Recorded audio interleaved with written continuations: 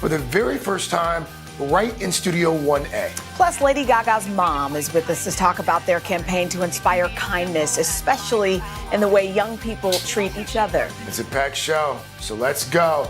Time for Today in 30. We're going to start with Stephanie Goss this morning. Steph is surveying the damage and the flooding in Queens, and she's standing in what appears to be what's left of an Exxon gas station. Yeah, that's right, Craig. It was about 10 o'clock last night.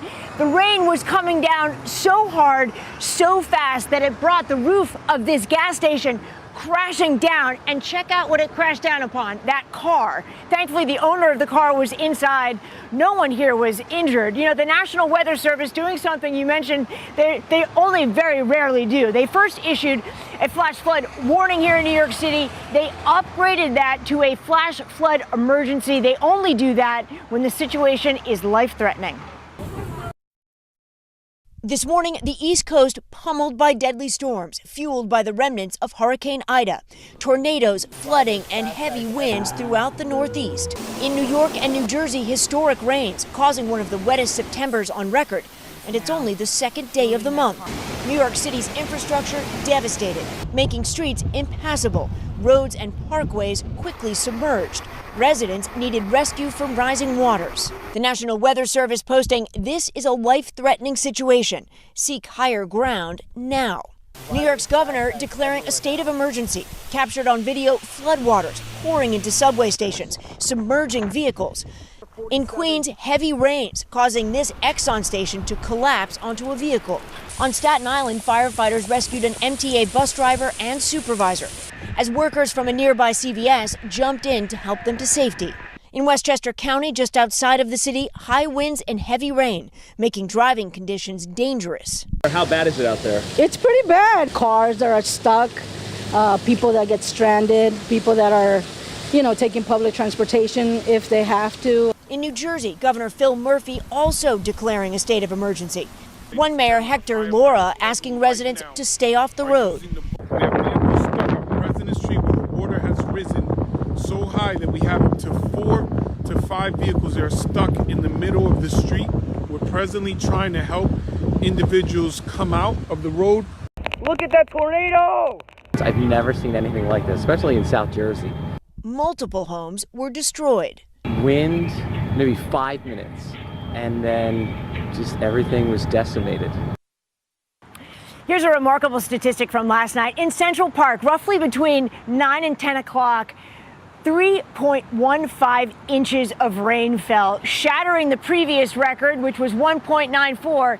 And that record, Craig, was set just a week and a half ago with Hurricane Henri. Let's bring in Dylan, who's in for Al, tracking where Ida's been and what's next. Dylan, good morning. Good morning, guys. Remember, Ida at one point was a Category 4 hurricane, so it had a lot of water with it. It had a lot of intensity with it, which is why we saw tornadoes in places we don't normally see large tornadoes like southern New Jersey. Watch as the track of this storm. It brought a lot of rain to eastern Pennsylvania throughout most of the day yesterday. York, Pennsylvania, nearly 6.5 inches of rain. But then as it moved eastward, it brought 8.44 inches of rain to Newark, 7.2 in New York City, and then continued to move through Connecticut. So just to put this into perspective, this is something we've never seen before. In Newark, 3.24 inches in just 1 hour. In New York City, 3.15 inches. That is the most rain ever received in a single hour. Now let's put this into perspective as far as 6-hour rainfall totals. Newark picked up 7.88 inches in just 6 hours. New York picked up more than 6.5 inches. That's a 1 in a 500-year rainfall event. So that is something we have never seen before. The good news now is the rain has cleared the tri-state area. Now it's going to bring most of that heavier rain through New England, and winds have increased in speed a bit. So we are still looking at those gusty winds. But as far as additional rainfall for New York, New Jersey, Connecticut, that is not going to happen out of this storm. Craig. All right. Dylan, thank you. Today is now a podcast available every morning. Listen wherever you get your podcasts. It has been a long year. Yeah, where it's been anything but normal. Well, now there's hope. The COVID vaccines. I know. It's been a little confusing. Like really confusing. So it's more important than ever to make a plan. Visit planyourvaccine.com to find out where and when to get your vaccine. What are you waiting for? Roll up your sleeves and plan your vaccine. Plan your vaccine. Plan your vaccine. Some experts say that this bill still isn't enough. Do you accept that criticism? There's been a ton of confusion from the CDC. Can we try to clear some of this up? Is America safer today with the Taliban in charge of Afghanistan? If it's Sunday, it's Meet the Press. Good morning. Welcome to Today. Nice to have you with us. We wanted to surprise Ellie and make her wish come true. What do you think about coming to visit us? Yes. There's only one thing that people are saying. You are. Exactly. Today is now a podcast, available every morning. Listen wherever you get your podcasts. The Meet the Press Chuck Todd Cast, free wherever you get your podcasts. Stay connected and stream the news you need with Xfinity X5. Our top story is unfolding right now. The fast speed you depend on and a reliable connection for all your devices, whenever and however you watch with Xfinity X5. We are back with Milestones We Missed, our ongoing series where we help people come together to celebrate life's special moments and landmarks that have been impacted by the pandemic. Yeah, Chanel, we've got a great one this morning reflecting the best in humanity. Tia Jensen and Gage Tappy did not know each other just a few months ago, yet they saved each other's lives, and their reunion has been a long time coming. But first, a quick look at how they got here. I thought I just maybe had bruised an ankle, and my blood work came back really awful. Back in 2018, Tia Jensen discovered she was in a fight for her life. They pretty much diagnosed leukemia pretty quickly.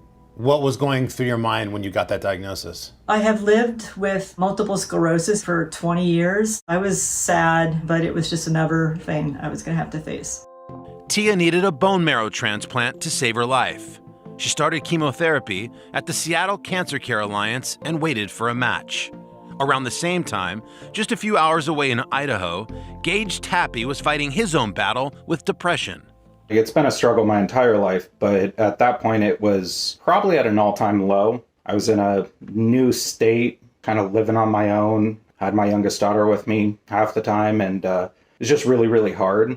When he saw a video ad for Be the Match, the registry for the National Marrow Donor Program, he signed up. A few months later, he got a call. He was a match. Did you ever think about opting out? No, that's how I was raised. Help people when they need help. Do what you can, and that's it. Within months, Tia received the transplant she desperately needed, and it was a success. Not only is her leukemia in remission, but so is her MS. By undergoing a transplant and getting a new immune system, it, in theory, should eliminate that underlying disease process as well. For Tia's case, because she got this new immune system, the hope is that we sort of kill two birds with one stone. In an effort to thank her donor, Tia wrote numerous letters in hopes of reaching him, but none made it to Gage, until 2 years later, when she got the email she'd so anxiously been waiting for. I was screaming, running through the house, oh my gosh, I have my donor information. Tia and Gage are in touch, but have never met face to face. You obviously helped save Tia's life, but in turn, this did a lot for you too. I gave myself a chance to put some value to my own life by trying to help somebody extend theirs. It gave me just a sense of value to myself, something that I didn't previously have. Tia is overcome with gratitude for Gage's generosity and selflessness. You wrote, "Nothing about a loving act is strange. I truly love a person I've never met." I am so grateful that my donor was willing to be brave and take that step and share his kindness and give me a second chance at life.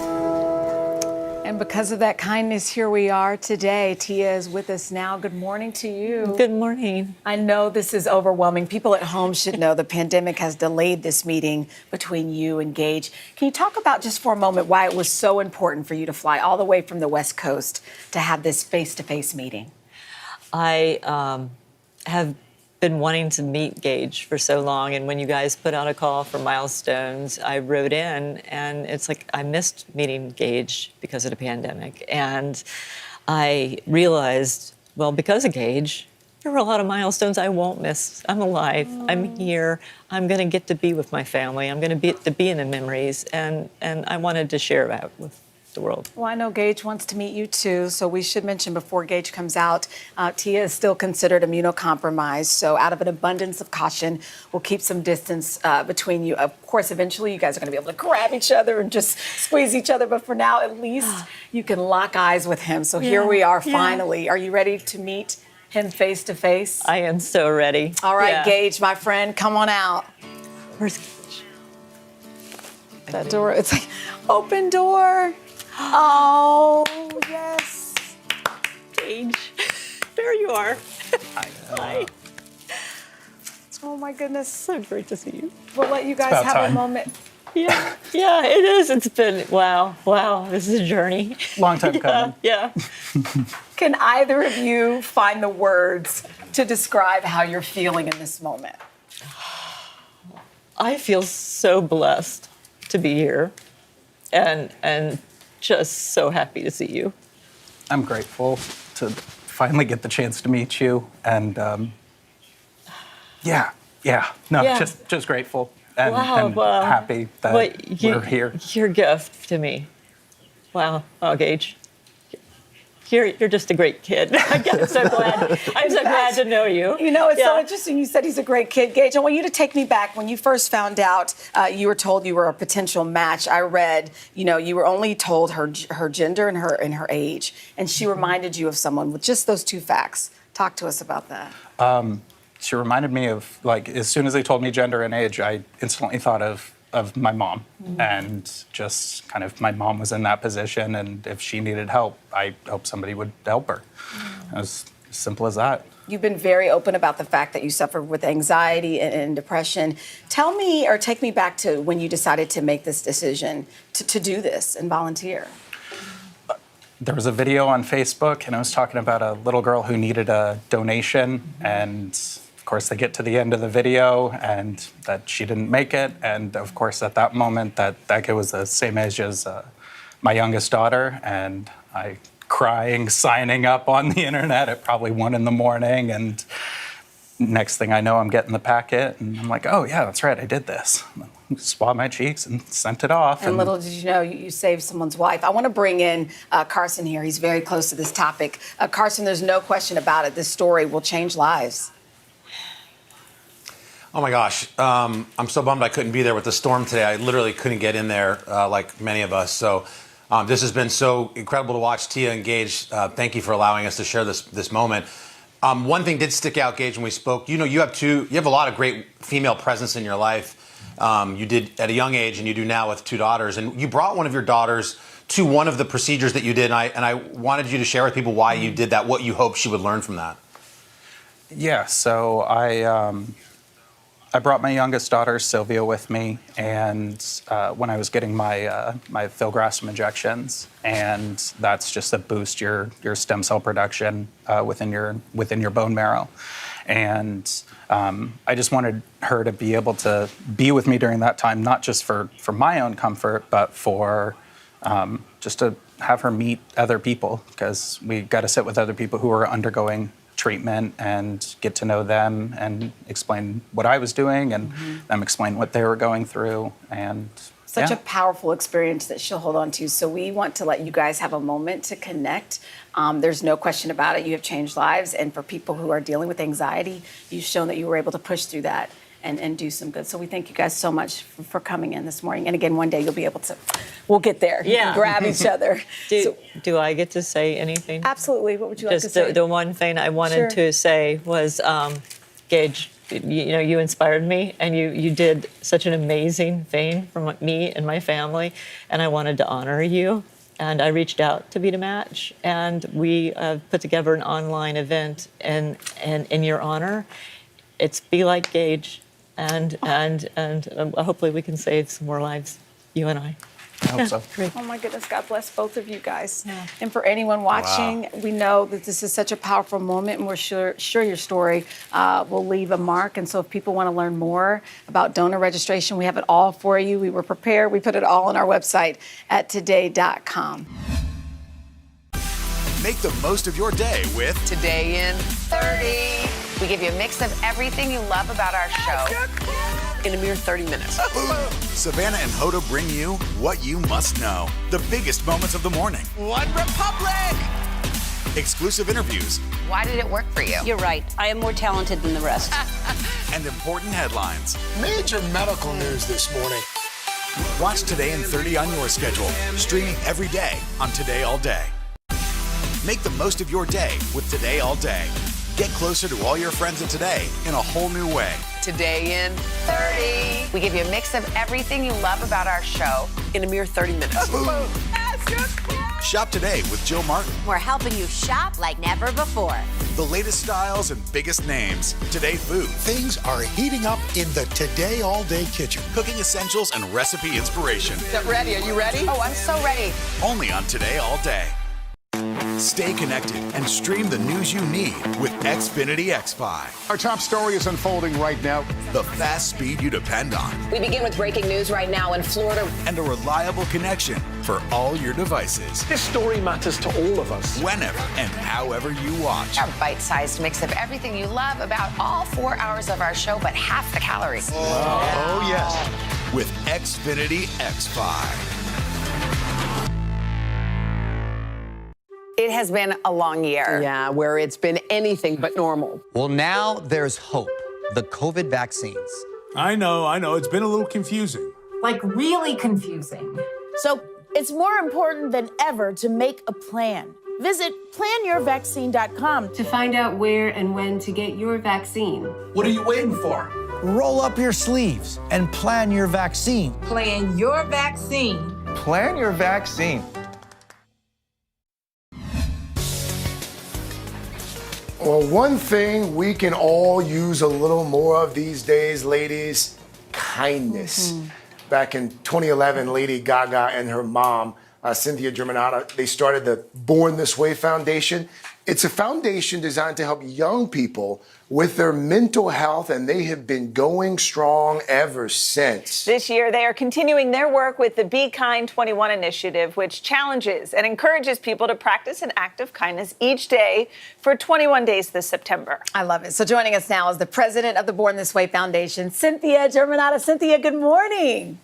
Good morning, Chanel. It's great to be with you. Great to be with you. I have been raving about you ever since I met you for that first time at the restaurant. And I have said it so many times that you are one of the kindest, warmest moms I have ever met. So you practice what you preach, no question about it. And a lot has happened since we last talked. You're very connected to teens and young adults. So Cynthia, what have you learned about their mental health, especially coming out of this pandemic? We have learned so much. In fact, the challenges of the last few years, when you think about it, have been multiple crises that are happening for the entire world between the pandemic, social injustice, so many world crises, and there's been a huge surge in mental health. And this really prompted us to partner with the Harris Poll and conduct a survey to look at how young people are experiencing mental health and kindness. How do they define it?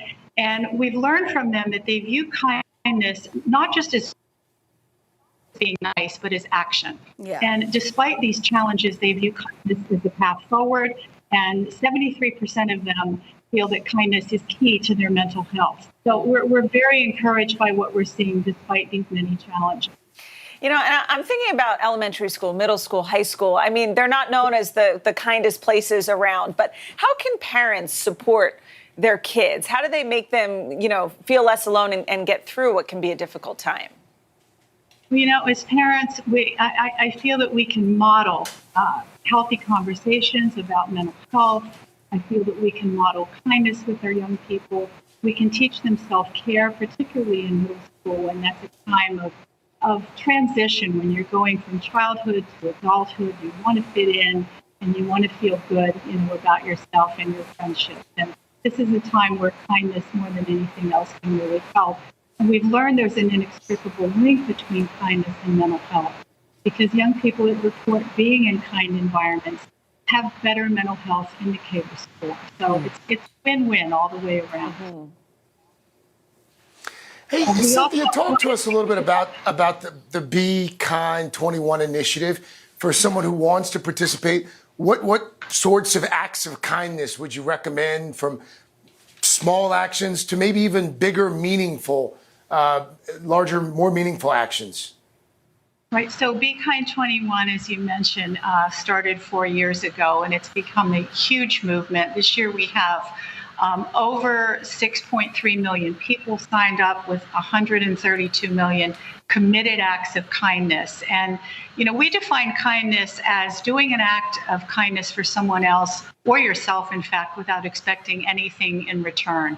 It can be as simple as buying a cup of coffee for somebody in the coffee line behind you. It can be saying hello to a neighbor in the morning. It can be advocacy. It can be learning to become a better ally. It also shows up in different forms. We had one young woman who chose to not self-harm herself for 21 days. So there are just so many incredible ways. It's whatever brings you joy and whatever brings the recipient joy. I have to ask about your daughter real quick. I want to call her Lady Gaga. Of course, you just know her as Stephanie, but she's helped so many people through her music. She's really just been such an inspiration for so many. What's it like for you to see her get back on stage again for her upcoming tour? Well, I mean, it's wonderful. You know, I think one of the keys to all of us during this pandemic has been remaining connected. And, you know, through music and through convenings, it's a great way for everyone to be connected through kindness. So I'm super excited to be there and to see that again. I think everybody is. Well, Cynthia, thank you so much for talking with us this morning. If every single person listening to us this morning can vow to be kind and do something for 21 days, just think all of the goodness we can do. Makes a big difference. Such a great initiative. God bless. Thank you, Cynthia. Thank you so much.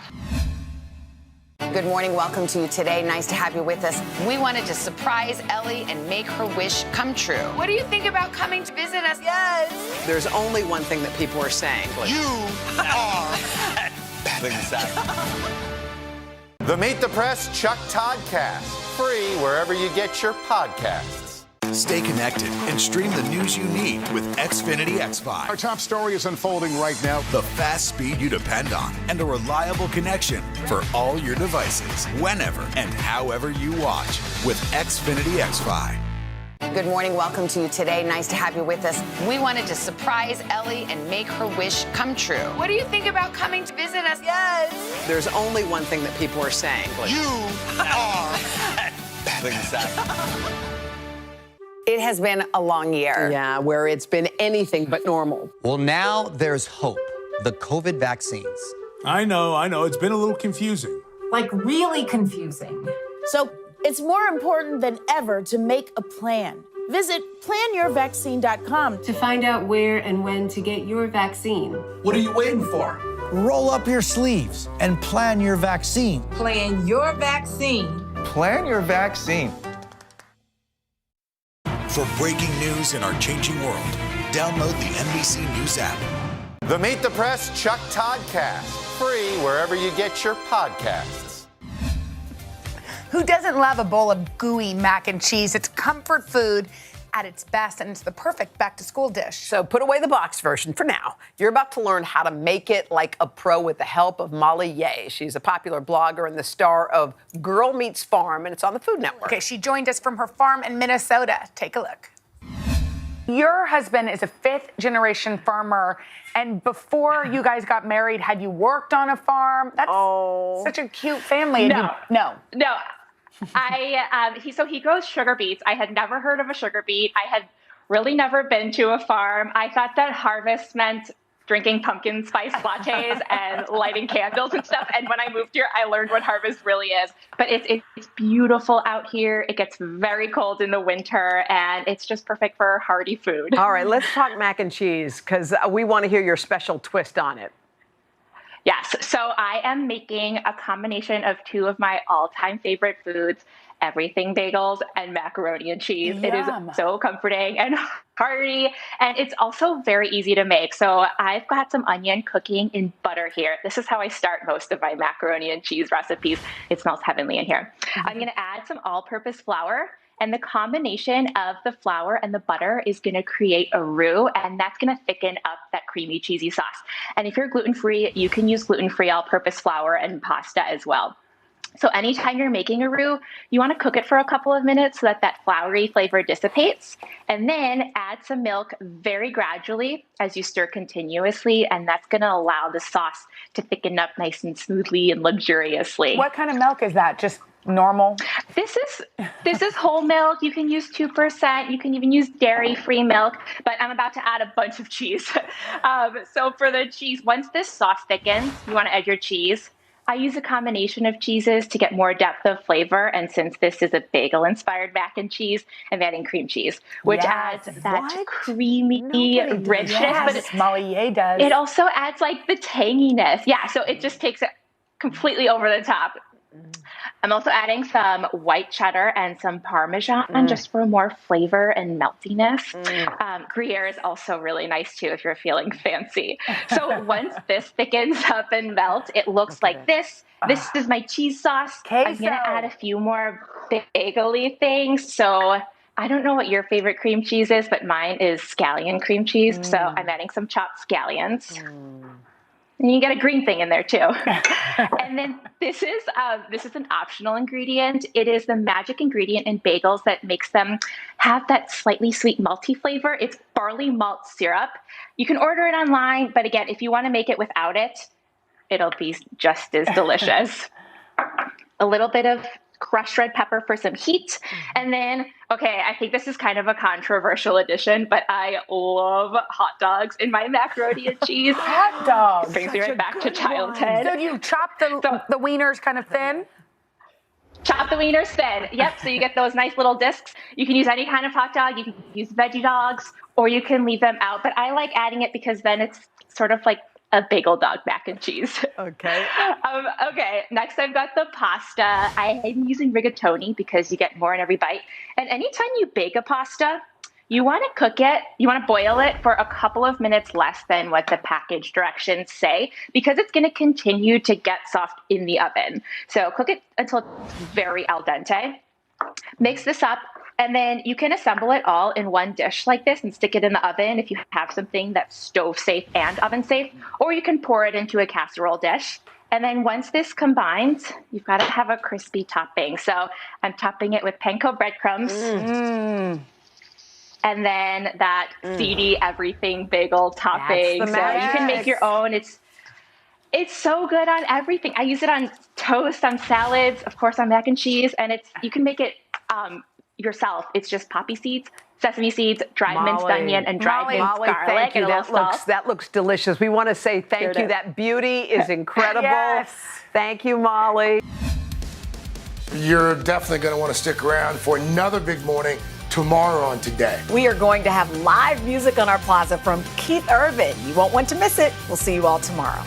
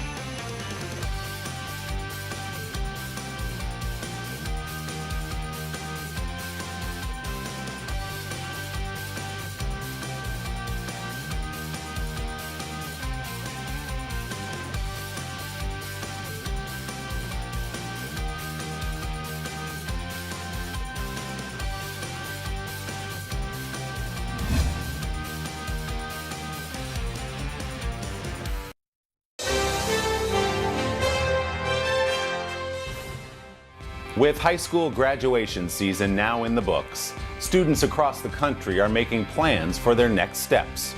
Thanks to an innovative program at one school in Alabama, that step may well include a new home, built by the graduates themselves.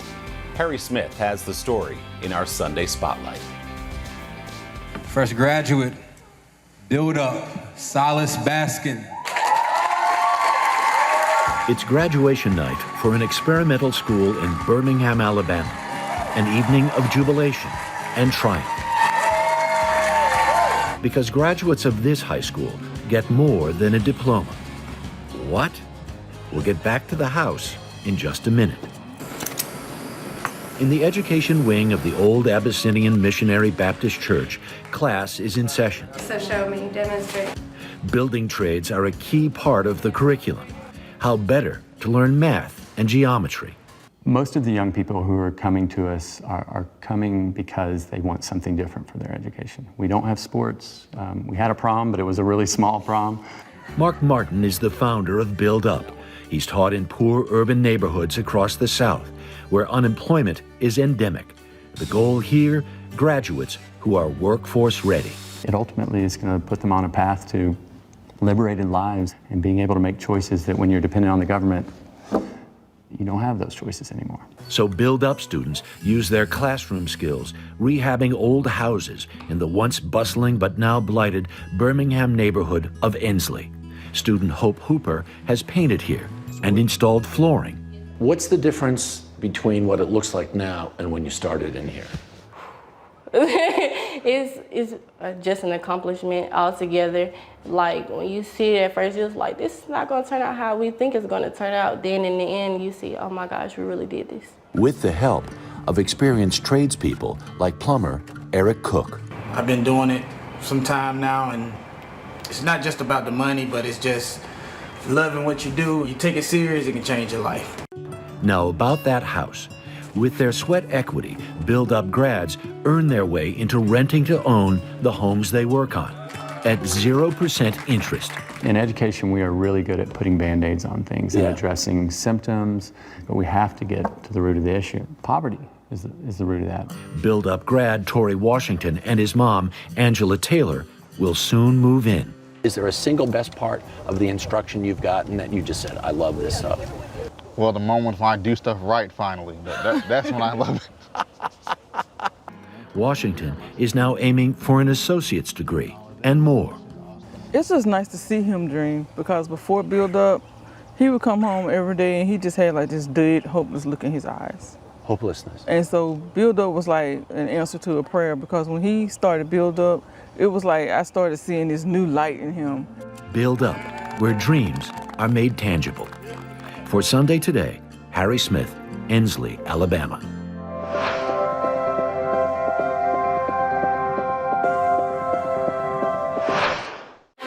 Some experts say that this bill still isn't enough. Do you accept that criticism? There's been a ton of confusion from the CDC. Can we try to clear some of this up? Is America safer today with the Taliban in charge of Afghanistan? If it's Sunday, it's Meet the Press. Sometimes the news can be difficult and overwhelming for kids to understand. Will coronavirus come back next year? So to help make sense of it all, we've created a newscast just for them. Man, you know a lot. We hope your family will watch Nightly News Kids Edition. Stay connected and stream the news you need with Xfinity X5. Our top story is unfolding right now. The fast speed you depend on. We begin with breaking news right now in Florida. And a reliable connection for all your devices. This story matters to all of us. Whenever and however you watch. Our bite-sized mix of everything you love about all 4 hours of our show, but half the calories. Oh, yes. With Xfinity X5. Make the most of your day with Today in 30. We give you a mix of everything you love about our show in a mere 30 minutes. Savannah and Hoda bring you what you must know. The biggest moments of the morning. One Republic! Exclusive interviews. Why did it work for you? You're right. I am more talented than the rest. And important headlines. Major medical news this morning. Watch Today in 30 on your schedule. Streaming every day on Today All Day. How are you? I'm good. Yeah? Yeah. That's it? Just Well, that's the big question. Okay. We don't want to take up too much of the interview. How am I? I'm anxiously awaiting the release of my record. So I've heard. yeah, I've got butterflies in my stomach. Do you really, truly? Sure. Well, some of the songs are out. Yeah, that's already. true, but not everything. Yeah. Yeah. I read some reviews today already, and they were quite good. That's good. Yeah? Yes. We can't put all of our eggshells into that carton, can we? Eggshells, not Yes. eggs. No, eggshells. Just eggshells. Crumble, yes. So if you actually have butterflies, does That means I care. understood? Mhm. But does success? What is the measure of success for this record for you? I suppose that it would be that my intentions and the things I wanted to say, the messages that are in the songs, that to a certain extent, people understand them and are inspired by them. I don't expect the whole world to be. It's not that kind of a record, but it will be great if at least a handful of people really appreciate it. Well, Like a couple of handfuls, maybe. all right. Maybe I could be the first in the Handful? handful because Okay, yeah. I was impressed. Did you hear the whole record Every single cut. without looking at your phone? No, I put my headphones on and I sat in a chair and listened to the whole thing. Okay, good. Is that okay? That's required. Yes. It's not background music. No, not by any stretch of the Yeah, imagination. you really have to pay attention. So when you set out to do an album like this, Mhm. do you have a big idea and say, I'm going to fill in the blanks? Or do you just say, this will work with this, that works with this, that works with that? I had an idea in the beginning because I was living in Lisbon and I was very inspired and influenced by all of this new music that I was hearing. Not all of it was new because I've heard fado before. My sister lived in Portugal for years and she was always sending me fado music. And I'd heard Morna before because I was a huge fan of Cesaria Evora. But to be surrounded by it all the time and to hear it every time I went out to a restaurant or a nightclub or a bar or anything, people are always playing music in Lisbon, in Portugal. It's a very musical country. Yeah. So, and there's so many different musical influences. So how could and I had no intention of making a record when I moved there, but I felt compelled. And so you moved there because your son was playing soccer there? Yeah, I did. Yeah. There's a lot of different flavors in the record, Yeah, right? right. Like Because I can't just make a song inspired by the Morna or fado. It sort of moved around because my musical influences moved around. Right. Yeah. Okay, so before I came, I just kept listening over and over to Medellin. Mm-hmm. Right. Yeah. That's fun. It's so much fun. Yeah. Right? And Maluma. phenomenal. Yes. Doesn't he sound amazing? Well, both of you, when you sing the harmonies Yeah, together, we sound good together. I think so. We make beautiful music together. Yeah. And you know what? He's a really good writer. Yeah. And respect to anybody who can keep up with me. So that's what really sealed the deal between me and him. Because while we were talking and texting and talking about like working together, somehow it came out that he loved to ride and that he had horses. And I said, get out of here, because I have horses too. So I said, show me a picture of your horse. So he sent me these photographs of these Frisians. And they're really well trained, and he does dressage with them. And they're really hard horses to ride. Right. So I was like, okay, I love you. We're working together. May I make an observation? You have a patch on your arm, Okay, yes, I do. and there's an X on it. Yes, Madam X. that's correct. Right. Really, really good observation, Harry. Well, I'm a reporter. I've done this for a Yes. long time. Yeah. Yeah. Yeah. Who's Madam X?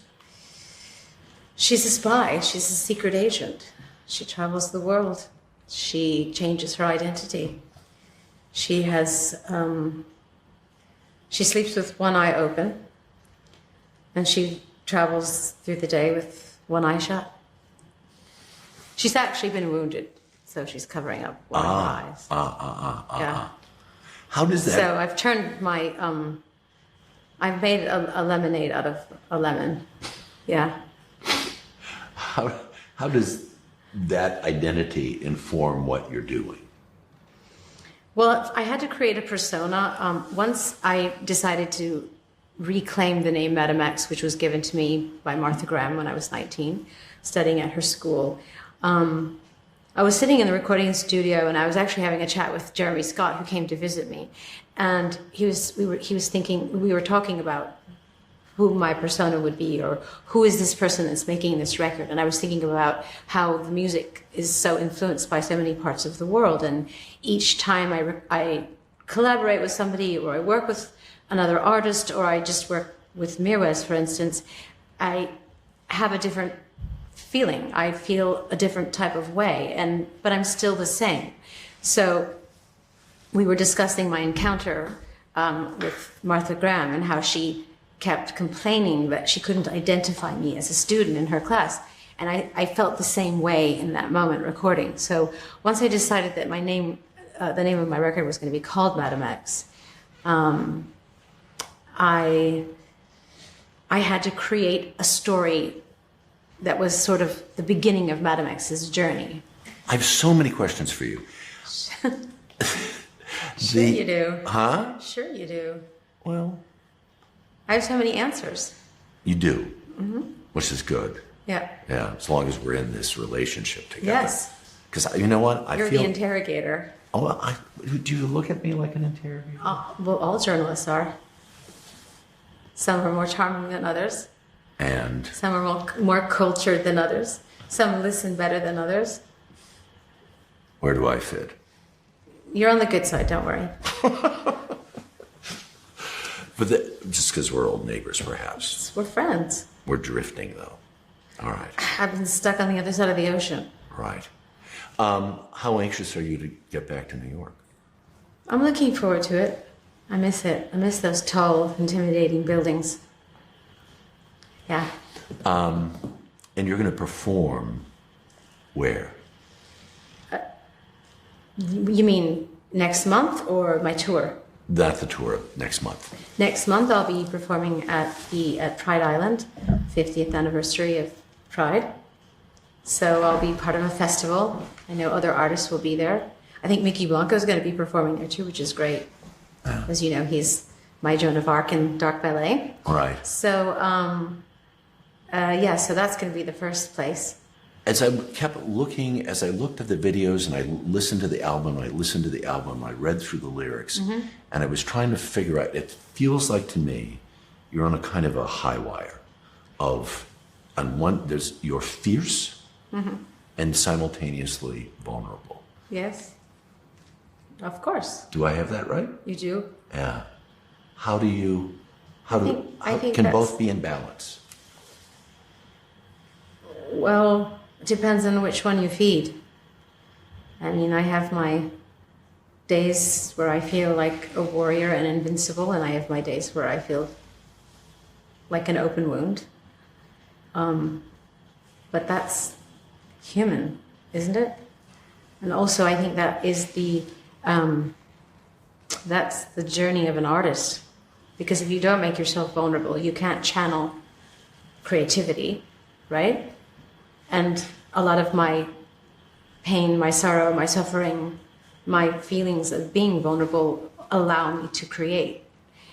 However, then I have to present it to the world, and then I have to be a warrior and stand up for what I believe in, regardless of what people have to say about what I have to say. And also, my strength needs to come through in my work because I want to empower other people. So, I mean, that's the paradox of life. I don't think there's a person who's just a warrior or just a fighter or just strong. I think probably all the greatest leaders, sages, prophets in the world had their moments of vulnerability, and that's essential. Sometimes the news can be difficult and overwhelming for kids to understand. Will coronavirus come back next year? So to help make sense of it all, we've created a newscast just for them. Man, you know a lot. We hope your family will watch Nightly News Kids Edition. Make the most of your day with Today in 30. We give you a mix of everything you love about our show in a mere 30 minutes. Watch Today in 30 on your schedule, streaming every day on Today All Day. Make the most of your day with Today All Day. Get closer to all your friends at Today in a whole new way. Today in 30. We give you a mix of everything you love about our show in a mere 30 minutes. Shop today with Jill Martin. We're helping you shop like never before. The latest styles and biggest names. Today Food. Things are heating up in the Today All Day kitchen. Cooking essentials and recipe inspiration. Get ready. Are you ready? Oh, I'm so ready. Only on Today All Day. Stay connected and stream the news you need with Xfinity X5. Our top story is unfolding right now. The fast speed you depend on and a reliable connection for all your devices, whenever and however you watch with Xfinity X5. The Meet the Press Chuck Toddcast, free wherever you get your podcasts. Stay connected and stream the news you need with Xfinity X5. Our top story is unfolding right now. The fast speed you depend on and a reliable connection for all your devices, whenever and however you watch with Xfinity X5. For breaking news in our changing world, download the Nbc News App. Make the most of your day with Today in 30. We give you a mix of everything you love about our show in a mere 30 minutes. Watch Today in 30 on your schedule, streaming every day on Today All Day. Today is now a podcast, available every morning. Listen wherever you get your podcasts. As I was listening to some of the lyrics of the songs, I kept thinking to myself, there was just this amazing defiance in you that's been there from Day one. Yeah. Right? Yes. Do you know where that comes from? I really don't know. I started when I was a child. Yeah. Came from the water in Bay City, Michigan. I don't know. It came from not wanting to be provincial, prosaic, and pedestrian. And I was very aware that that was the possibility of my future and my surroundings. Yeah. And you said... And I just kept... My nature was to question everything. Why? Why are we doing this? Why do I have to dress this way? Why do I have to go to church every Sunday? Why do the girls have to do all the cleaning in the inside of the house and the boys have to do all the cleaning on the outside of the house? Why do the boys have no rules and the girls have a curfew? Why, just everything was a big why. And I don't know why, but it just was there. I'm listening to these songs and looking at the videos, and the religious symbolism that's always been there too. Because God is always there, taunting me, daring me. And the God that I believe in, the God that I believe created the world, isn't a God to fear. It's a God to give thanks to, and a God to question and challenge. Yeah, like Moses did. He talked back to God. I don't know if you've ever read the Old Testament.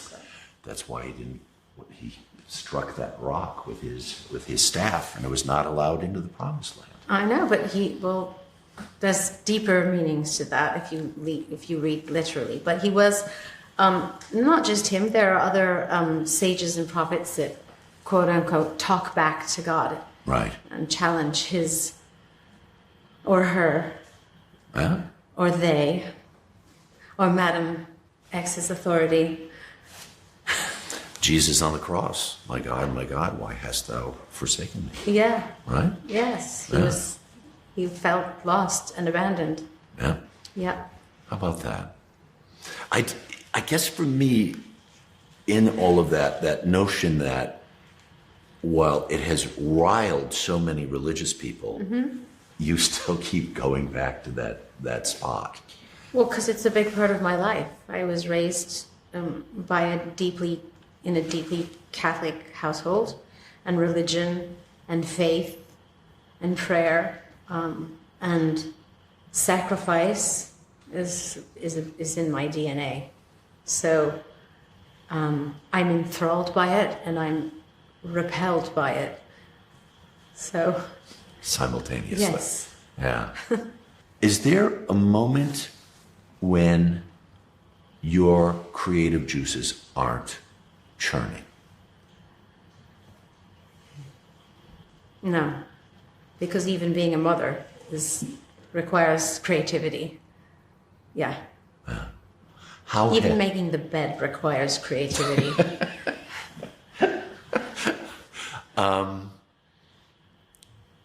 How has having 6 children informed your life? It's reminded me how precious time is. And just,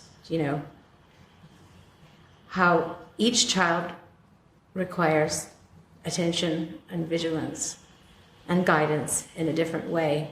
And really, you have to be ready for anything. And children teach you, obviously, everyone says that. Of course, first and foremost, they teach you to stop being obsessed with yourself, because they're always there to throw a wrench into the works. So stop being what? Obsessed with yourself. Right. Yes. Self-obsession's not allowed with children. Yeah. They need you more. They need you. Yes, they do. Yeah. Mm-hmm. Yeah. If you could turn They need you more than you need you. Yes. Well, and that's just as a parent, I know, sort of in retrospect. Yeah. I think when I look back and want to rewind the reels, Yes. yeah, a little less me and Yes. a little more I them. understand. Yeah. Mm-hmm. I think that's a place we all. And the more kids that you have, the better you get at being a parent. Really? Yeah, definitely.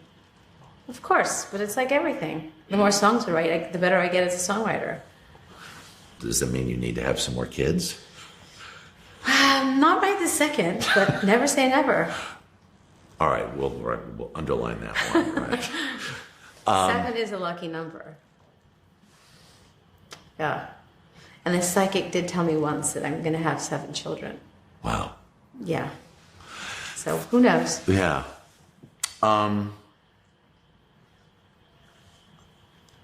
Is your life fuller now? I mean, now, because why? Well, you've done this a long time. You have this house full of kids. I'm listening to some of the songs. One of the songs is about, the craving and this kind of search for happiness and fulfillment and all these things that continue to be in your music. And it sounds like to me you are still hungry. I am. I'm ravenous. Do you know what you're hungry for? Knowledge, experience, adventure, love, everything. Are you in love now? I am. Yeah. How's that? None of your business. I don't read tabloids. I have no idea. No, you are the tabloid right now. You don't need to read. Oh, I was being the You just tabloid? want to plug right into the energy source. Wow. Bang. I mean, what's not good about being in love? It's all I'm asking about. But I also could be fibbing. That's the thing. Right. But I didn't look away when you talked to me. Yeah. When I asked you a question earlier, I just want you to know you looked away, and that's a tell. So at some point during this interview, you didn't tell me the truth, but I'm not going to tell you when it was. I met this mentalist in Tel Aviv when I was there for Eurovision, and he taught me some things. Right. Yeah, so watch out. Don't Now take your eyes off of me. Well, I'm sure not now. I'm going to have to go back and look at this tape and see when I looked away. You will. Is it possible that I was just really thinking about the answer? Nope. Let's keep asking questions because time is precious. I'm not sure I can anymore. I'm afraid to. Don't be afraid. You can cut it out. You're in charge of the interview. I have one more. What? Do you know how much you mean to people? No, that part I don't know. Because I probably mean lots of different things to different people. And I'm not in their brain. And I'm sure people are conflicted about the way they feel about me. Because I think I push a lot of buttons. So I'm not sure how much I mean to people. And people aren't always straightforward about how they feel. So that's hard to gauge also. In people that I know in my life, you are deeply meaningful. And it's a range, including a woman who just celebrated her 60th birthday, who couldn't stop talking about you and your creativity and your courage. And gay men and people of all kinds of stripes for whom you are really important. That's good to know. Is there any weight with that? Well, that again is a paradox because one feels a great sense of responsibility when one knows the world is listening, paying attention, when you know that you can influence people, help people, raise people up, change someone's course of life, make someone take a different path. On the other hand, you can't get too caught up in caring so much what people think also, because then there's too much noise in your head and you can't make your own decisions. You're too influenced. So you have to, again, like you said before, walk that tightrope of caring and not caring, of desire and detachment, of, you know, understanding and not understanding. I mean, everything, absolutely everything is a paradox, and I hope that comes through in my record also. I mean, that's pretty much a theme in a lot of the songs, especially Extreme Occident, for instance. When I say, I guess I'm lost, I paid a handsome cost. The thing that hurt me most was that I wasn't lost. So, I mean, that says it all. Can I just say thanks? You can. And how good it is to see you. Can I just say you're welcome? Please. Please do. Monsieur X. Madame. What they say in French, X. X. X. Sometimes the news can be difficult and overwhelming for kids to understand. Will coronavirus come back next year? So to help make sense of it all, we've created a newscast just for them. Man, you know a lot. We hope your family will watch Nightly News Kids Edition. Some experts say that this bill still isn't enough. Do you accept that criticism? There's been a ton of confusion from the CDC. Can we try to clear some of this up? Is America safer today with the Taliban in charge of Afghanistan? If it's Sunday, it's Meet the Press. It has been a long year. Yeah, where it's been anything but normal. Well, now there's hope. The COVID vaccines. I know. It's been a little confusing. Like, really confusing. So it's more important than ever to make a plan. Visit planyourvaccine.com to find out where and when to get your vaccine. What are you waiting for? Roll up your sleeves and plan your vaccine. Plan your vaccine. Plan your vaccine. For breaking news in our changing world, download the NBC News App. Make the most of your day with Today in 30. We give you a mix of everything you love about our show in a mere 30 minutes. Watch Today in 30 on your schedule, streaming every day on Today All Day. The Meet the Press Chuck Toddcast, free wherever you get your podcasts. For breaking news in our changing world, download the NBC News App.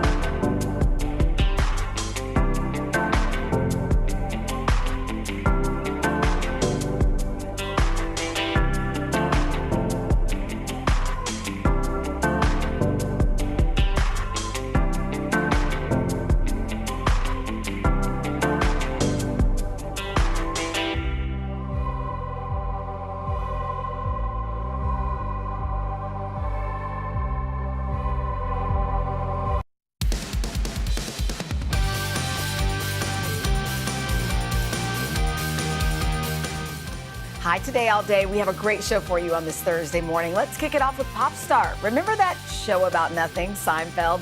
It's returning, and Carson has all the details, plus all the latest buzzy celebrity headlines. Carson Daly, also working from home this morning. Hi, Carson. Not just doing Pop Start, but running the graphics department as well. What's up, Somebody's C? got to do it. Well, yeah, the graphics department opting to go to elementary school rather than making some hard-earned cash from the old man. Yeah. What a mistake. This morning for you, Seinfeld, the classic NBC sitcom about nothing. It's headed to Netflix. All 180 episodes of Seinfeld is going to be on the streaming service next month. And in a statement, Jerry joked, Larry David and I are enormously grateful to Netflix for taking this chance on us. Hope to recoup God knows how many millions it must have taken to do. It was reported back in 2019 that Netflix paid upwards of $500 million for the streaming rights to Seinfeld show. And we're guessing that board meeting might have gone a little something like this. I think I can sum up the show for you with one word. Nothing. Nothing? Nothing. All right, tell me about the stories. What kind of stories? Oh, no stories. No stories?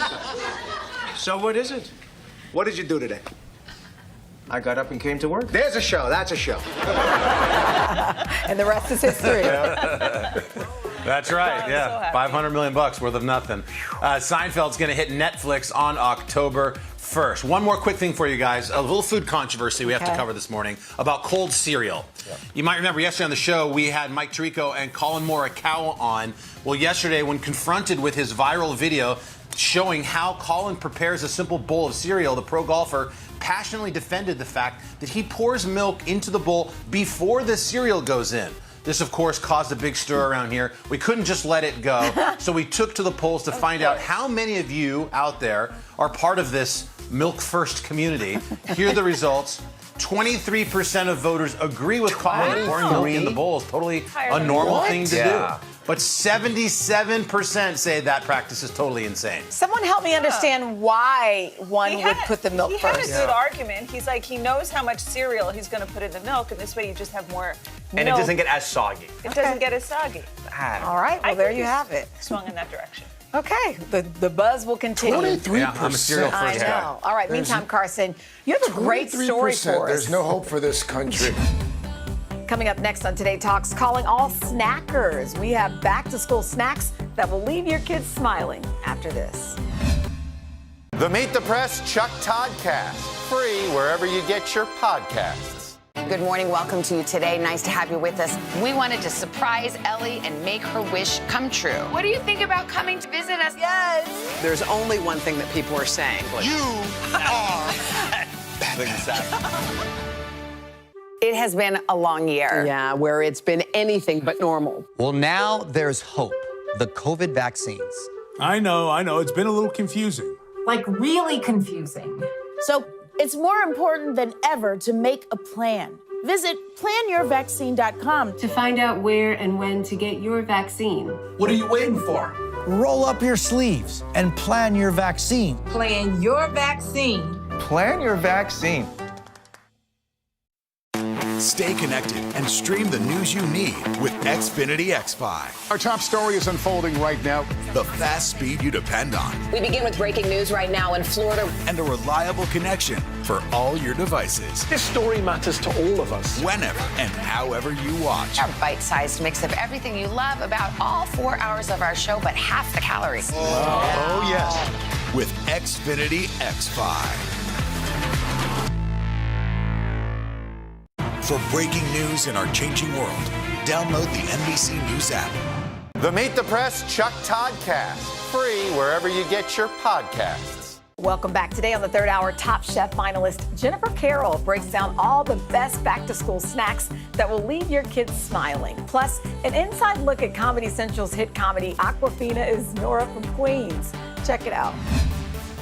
So today we are whipping up some back-to-school snacks. Sounds good to me. Top Chef finalist Jennifer Carroll is going to show us how it's done. Tonight, by the way, is the season finale of Top Chef Amateurs, where Jen and some fellow Top Chef alums were paired with home cooks to mentor the amateurs as they compete in that famous kitchen. So it's a treat to have you with us. Jennifer, good morning to you.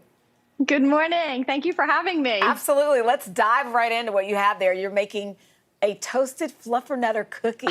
So good. What do you have to start? There. This is like my favorite cookie. And so to start with this, you want to get your all-purpose flour and your baking soda in one bowl, mix that together. In another bowl, you want your peanut butter, sugar, brown sugar, and you're going to put this into your stand mixer and mix it all up until it becomes nice and light and fluffy. Add in your eggs right here and your vanilla. And then what you get after it becomes nice and fluffy and aerated, you get these beautiful, like, puffy cookies. I like to use an ice cream scoop to get consistent cookies across. And, you know, with peanut butter cookies, you gotta have to use the fork kinds, right? That's dangerous. I could eat that whole tray. I could eat it uncooked. Believe me that I have been having good, like, restraint holding back. Now, this is like where the toasted fluffernutter part comes from, right? I have some marshmallow fluff in a pastry bag to make it easy. Did you bake the cookies already before you did this part? Oh, yeah. So after you scoop the cookies and you sprinkle them with a little bit of salt, you're going to throw them in a 350-degree oven for 8 minutes. Okay. And then once they come out, you got to let them cool completely or the marshmallow will start melting right away. So let them cool completely. And what I do is I take them off and I turn them on a baking sheet upside down. No parchment paper, nothing underneath because you don't want it to catch fire, right? Because here's the fun part, everybody. Oh, got the torch. I love it. We're going to torch it up. All right, so maybe the kid's not involved with this not so one. much. And we got to go. And it's just like, you know, your campfire where you have the toasted marshmallow. That's cute. It smells so good. So if you don't have a torch, can you just throw it in the broiler? You can throw it in the broiler. Just watch them to make sure that they don't burn. But it'll probably take. Wait a minute. Wait. Y'all are gonna pretend like using a blowtorch on some peanut butter cookies is normal. We're just gonna pretend like that's normal. Craig, of course it is. What are you talking about? I love it. I've got a blowtorch. Everyone has a blowtorch at home. But like, look at this cookie, everybody. Right? It is. Oh, that looks amazing. I love it. It is. Delightful. Oh my gosh. Gooey, and it's a little messy. It's better than the ones out of the package. It's what I normally get. It is so well worth it. Okay, wait. I don't want to run out of time. Wait, so let's do these overnight oats really quickly. My favorite. All right, so the oats, right? Do you use a torch on the oats? No. You take your rolled oats, you pour them in a jar, chia seeds on top. In here we have almond milk with vanilla, agave, a little bit of salt. Yum. Stick a lid on it. That's it? Shake it up. Throw it in your fridge overnight. Oh. And then this is what you get. So the next morning you get I was just about to say, I've been doing that every morning and I'm buying it. If I would just make it, it would save me a lot of money. Absolutely. It will. Oh my gosh, it'll save you so much money. And then, you know, top it with whatever fruit or berries that you like, bananas. I have figs on top of mine because figs just came into season. Yum. So use what is available, especially you guys up in New York. Jennifer, we are out of time, but thank you so much for joining us. These look delicious. All right, and if you want cheesy barbecue popcorn. Ooh, you've just got all the snacks. I just wish you were here.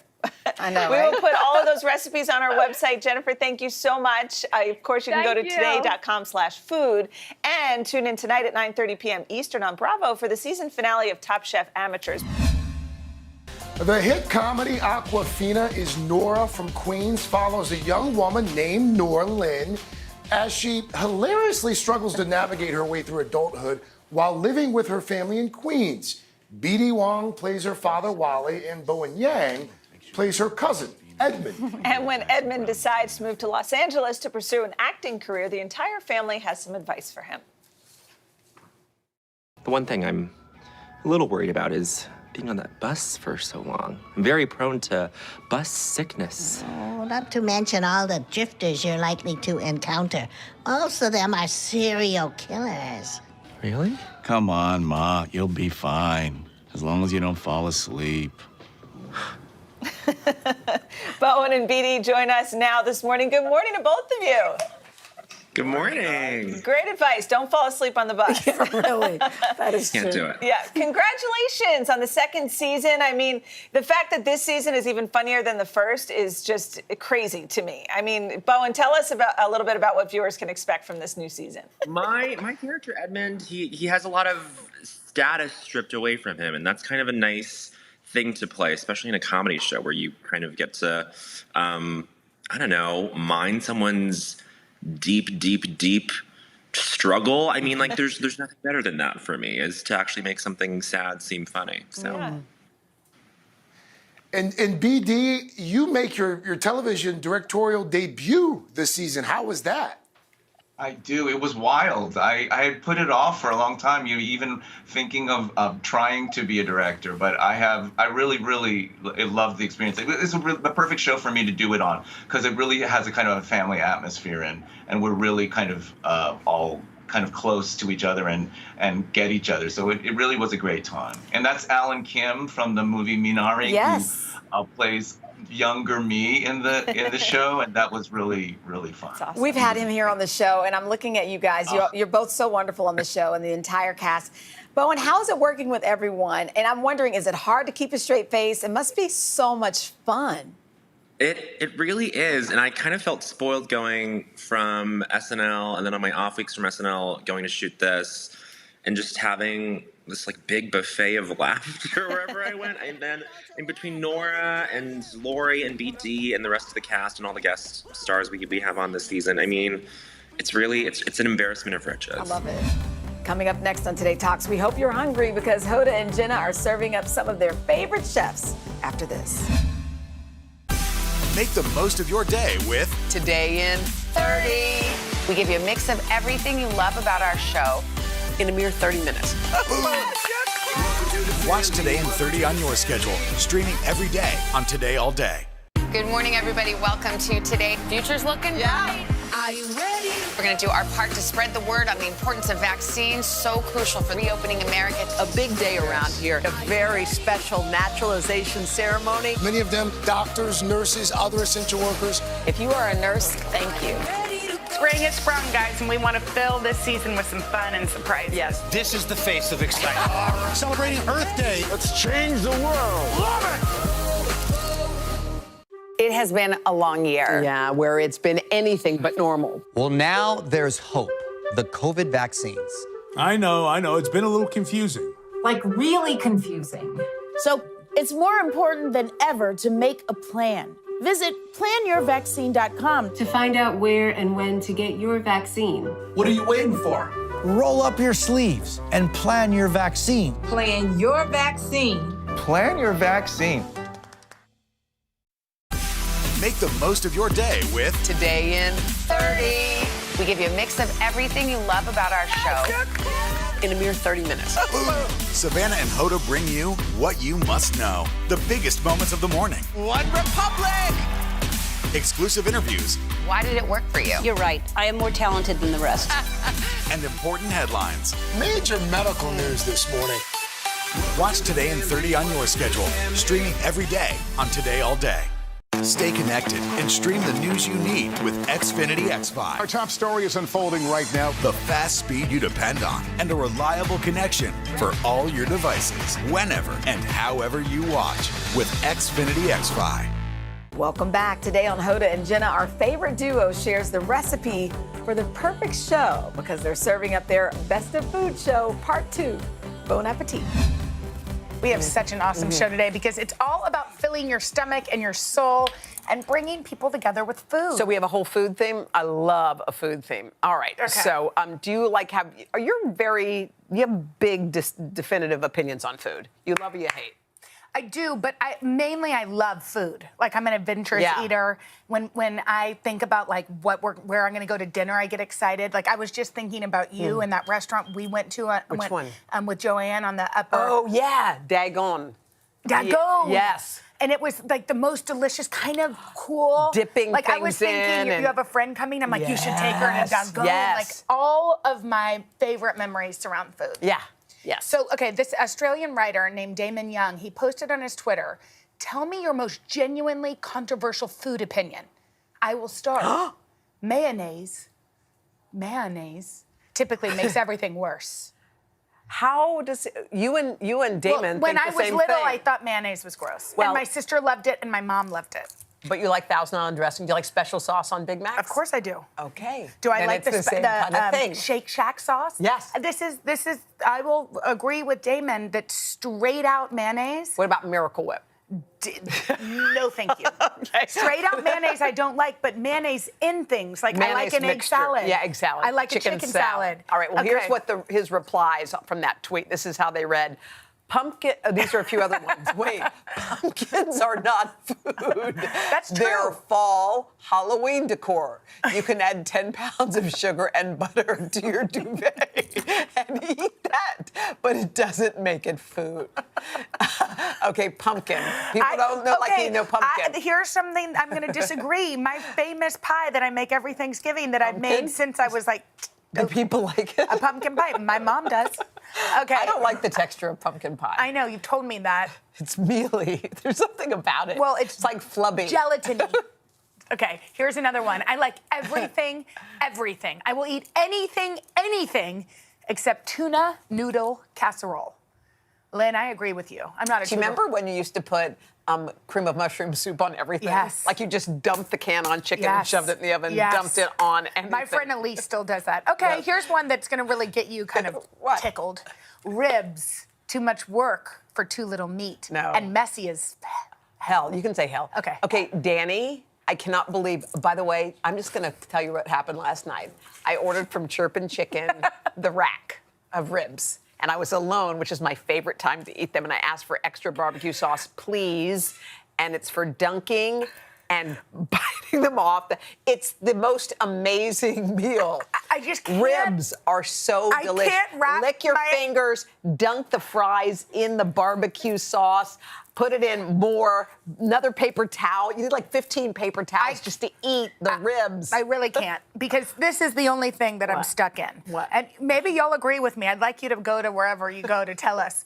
But if you're alone, and you were alone, Yeah, I was alone. nobody was there, it's like Nobody. the most decadent time. It's Yeah. when you can order whatever Yes, you want. ribs. And Hoda orders meat on bones. No, ribs and That's what it is. Meat on bones to eat the ribs. And can you just imagine No, her it was sitting? so licking and then dunking the extra fries into the barbecue sauce. It's so, I mean, of all the things you could order, she orders ribs. I love ribs. She cracks me up. Okay. Well, if there's anyone who knows her way around the kitchen, it's our friend today, contributor Elizabeth Haskell. We like Elizabeth. She comes up with the most delicious homemade recipes, and she stopped by to show us a decadent dish that you could make ahead. It's from her cookbook. It's called Come On Over, and it's perfect for breakfast or brunch. Take a look. We love you. Yes. My Lord. Elizabeth, I have that dress, but I couldn't zip it. I couldn't zip it up. Okay, that's kind of funny because it's barely zipped. It took 2 people to get me in this damn thing. But yeah, so I'm only going to keep it on for just a few minutes, trying to breathe here and get through this segment. You're the best hostess. Yeah, and I like that you can make something ahead because often you feel like you got to make it. Here they come. They're coming in the door. I'm going to tell you something right now. I don't know where Lionel Richie's kids were, but that song Easy Like a Sunday Morning is ridiculous because it's not. I mean, you're trying to get kids dressed. You've got Sunday school or you got a soccer game. You got something. You're looking for cleats. You're running around. This we can make today, and you can serve it on Sunday, Saturday morning. And it's one less thing that you've got to do. All right, we have eggs, and we're going to mix these up really well, and then we're adding our milk. This is actually half and half. You could use milk, but I just, why not? It's Just Sunday dump it morning. in. And Yeah, we're it's not for the lactose insensitive, but that's okay. Exactly. We've got a little salt. We also have our sugar, a little bit of vanilla, and I'm going to tell you something. Vanilla is expensive. But do not buy the imitation vanilla. It's just a sad imitation, all right? I buy Spend that. the money. Don't get it. I know it's hard. Why? Because it tastes. I felt the why? same way. Because it just makes that much difference. The flavor is incredible in real No, vanilla. I'm going to tell Henry it to is start 10 cutting the coupons for something else, you know? Exactly. It's 10 times the price, but you need it. All right, here we go. We've got give our it. blueberries. What I did, I tossed a little bit of flour in with my blueberries so that this doesn't turn purple. That's going to coat our blueberries. It's going to, I'm telling you, it's going to protect them. We're going to put those right on in. And now we have our French bread chunks. Yeah. Okay. It's got to be French bread. Is that like a baguette or something? Well, I mean, you could use a baguette. Any day-old bread really is going to be great. You know, if you've got French bread or an Italian loaf. Now I'm adding my cinnamon. And then we have some cream cheese. And you want to make sure that it's room temperature. I did cut it up into small pieces just so that it will kind of blend. All right, what are y'all laughing at? Well, we just love, you know, y'all laughing at me? No, we're laughing because of the amount of cream cheese you just poured in that bowl. You're just like, we know that you're Southern by that bowl right there. It's Sunday morning, y'all. Okay, now it's what are we doing? A treat. Okay, now here we go. We take our greased pan 9x13 casserole dish. If you don't have one, you need to get one. Especially if you're going to get my book, come on over, because literally every other recipe calls for a 9x13. And then we're just going to take this butter. And did you notice my cute butter cow? This is something else that everybody needs is a butter cow. Do we really need a butter cow? We need one, Elizabeth? Because then you can keep this. Room temperature butter is always at your disposal. It's fantastic. I'm telling you. All right, so here we go. This is going to go right into our oven. Now, if you're actually making this recipe, though, I mean, obviously we're doing this for TV today, but you're going to leave it in the refrigerator at least overnight. So that's the great news. We're going to make it ahead. And then look at this, y'all. Oh, show us, Elizabeth. Have you ever? Oh my gosh, beautiful! How did and how do you serve it? How do you serve it up? Do a nice big spoonful, and then it's going to go onto our plate. You could do a little bit of powdered sugar on top. Okay. We got to rock and roll, and we love you. We love you too. That looks so delicious. Yummy. We're just getting started. Today Talks continues after the break, and you don't want to miss it. Stay with us. Stay connected and stream the news you need with Xfinity X5. Our top story is unfolding right now. The fast speed you depend on and a reliable connection for all your devices, whenever and however you watch with Xfinity X5. Make the most of your day with Today All Day. Get closer to all your friends at Today in a whole new way. Today in 30. We give you a mix of everything you love about our show in a mere 30 minutes. Shop today with Jill Martin. We're helping you shop like never before.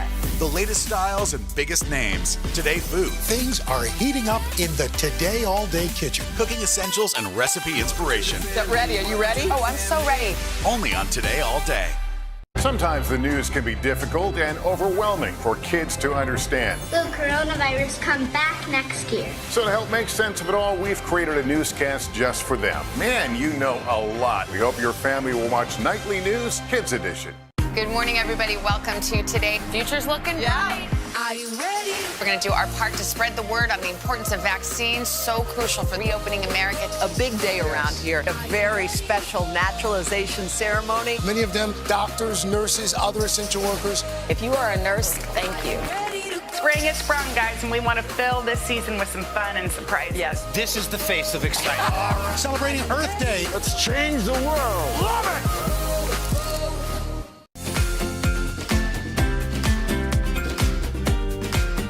All right, so if you got some friends or some family coming over for Labor Day weekend, you don't want to miss out on the fun by spending all of your time stuck in the kitchen. Oh, no, you've got to get out of that kitchen. I've told you that. Okay, so today nutritionist Joy Bauer came up with a one-and-done dish that takes very little prep and cleanup. It's a pineapple chicken that's healthy, easy, and it tastes like summer. Check it out.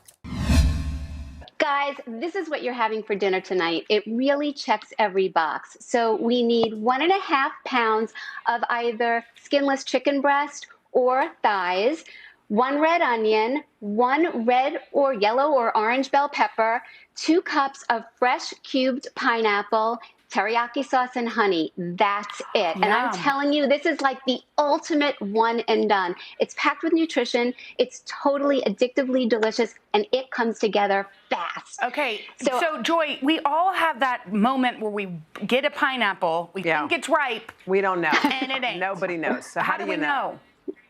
The easiest way to know if a pineapple is ripe is really to give it a squeeze. You want it to be firm, but it should give a little bit. And then smell the bottom portion. You should get a sweet, fresh aroma. Sometimes it can be ripe, but you don't automatically get that sweet aroma. But if it doesn't have a pleasant aroma, it means it's probably overripe. But that's really the easiest way to know if you're buying the perfect pineapple. Okay, so we're starting with the chicken. Now what? Yes. So we have the bowl of chicken. All we're going to do is I have a red onion here. And I'm specifically using a red onion because you know from that vibrant color, the onion is packed with antioxidants, something specific called quercetin, which eases inflammation and also helps to tame seasonal allergies. Now I'm adding in a bell pepper, and the bell pepper is packed with vitamin C to support a healthy immune system.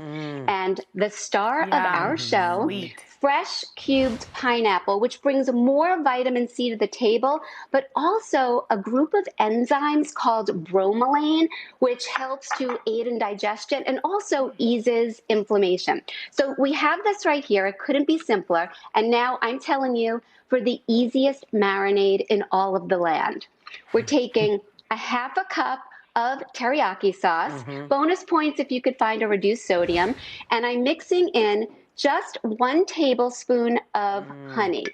It's going to give it a perfect sweetness. I'm going to stir this up, and I'm just going to pour it right over our concoction over here. That's it? And you let it marinate for how, you know what, and I have to say, Joy, this is just Hoda's new thing.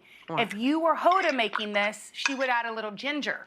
Can you? Yum. So you can absolutely, you could add ginger, you could add garlic, but really the teriyaki sauce already has some of those things built in.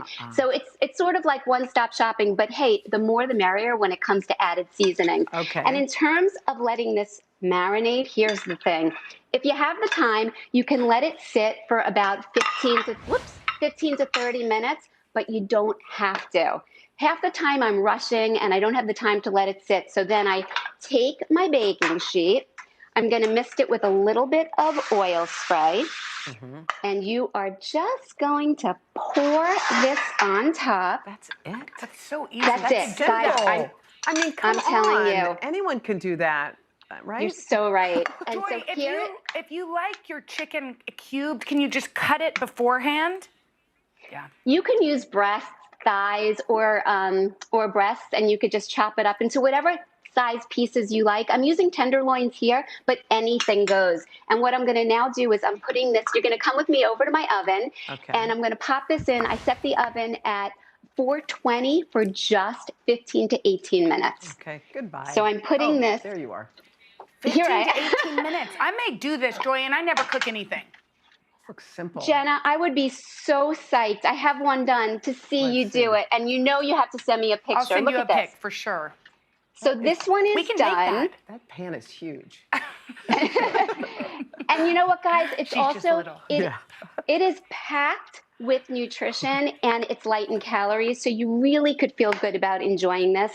And now, truth be told, just like this, you can dive in and it's a perfect winner chicken dinner. But we're going to take it over the edge. Cauliflower with rice? This.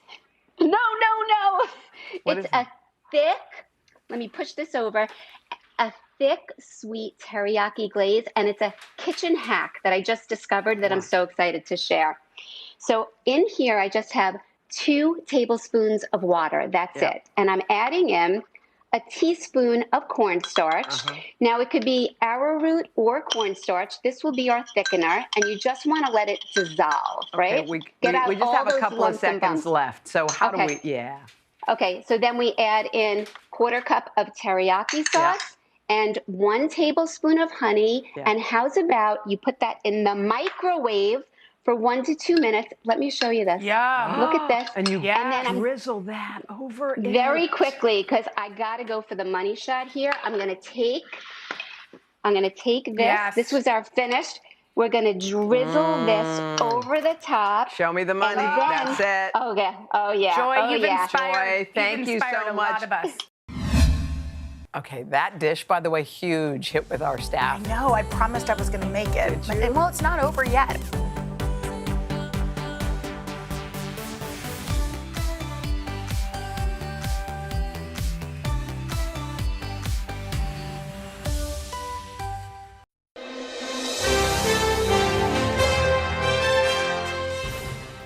Will, it's great to see you. Thanks for doing this, brother.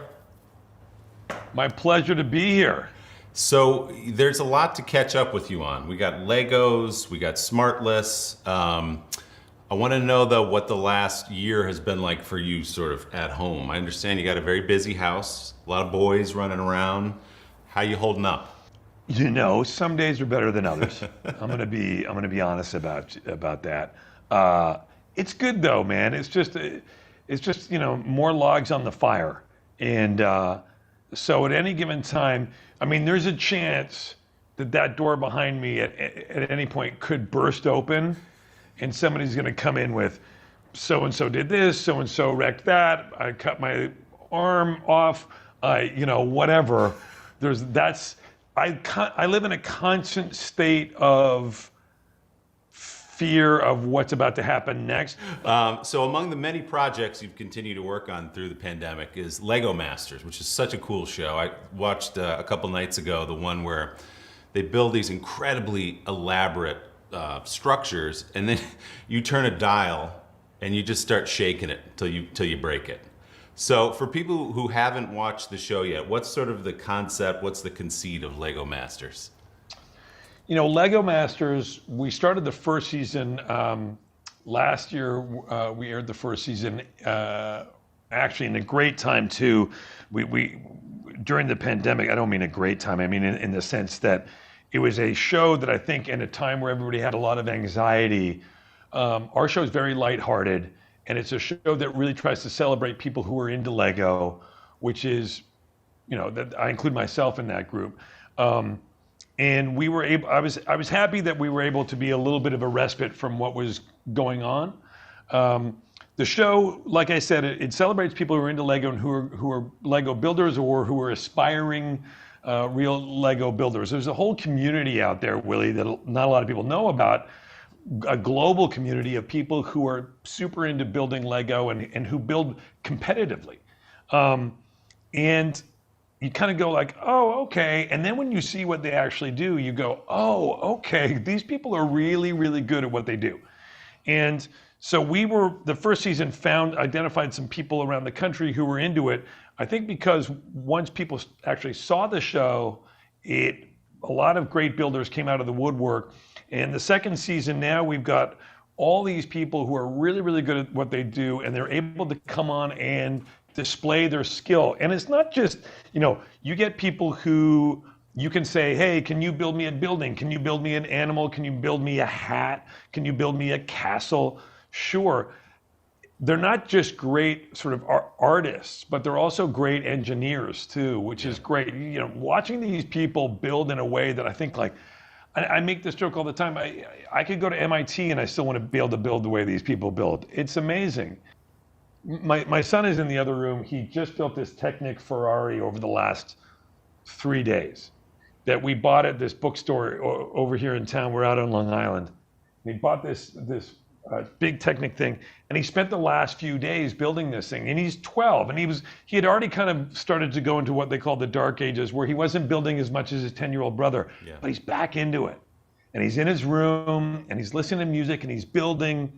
And then, you know, of course, late last night, where's the other tire? Because his little brother had been playing with the tire, and there's all that stuff. But we're all super into it and talking to each other and building, and it's, I don't know, for us, it's really positive. For me, it's been such a positive thing in my life.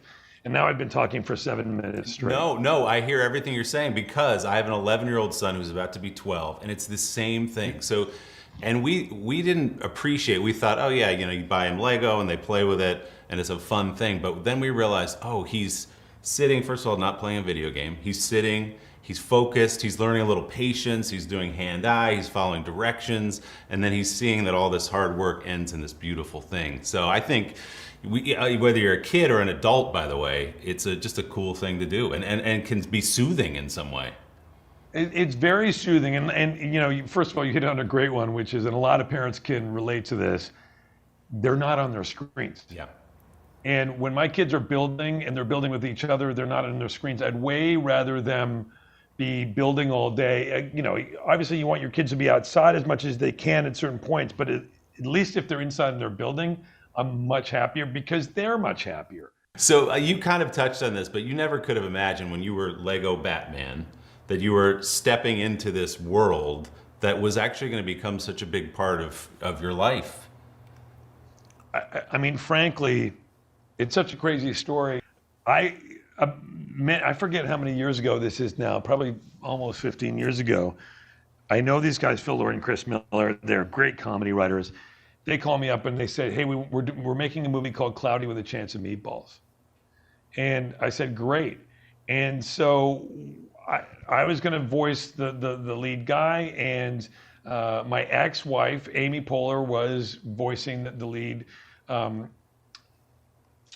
female. So these two characters, we recorded a bunch, and then it ended up, the studio was like, no, it's too dark and blah, blah, blah. And we ended up, Amy and I got fired, basically.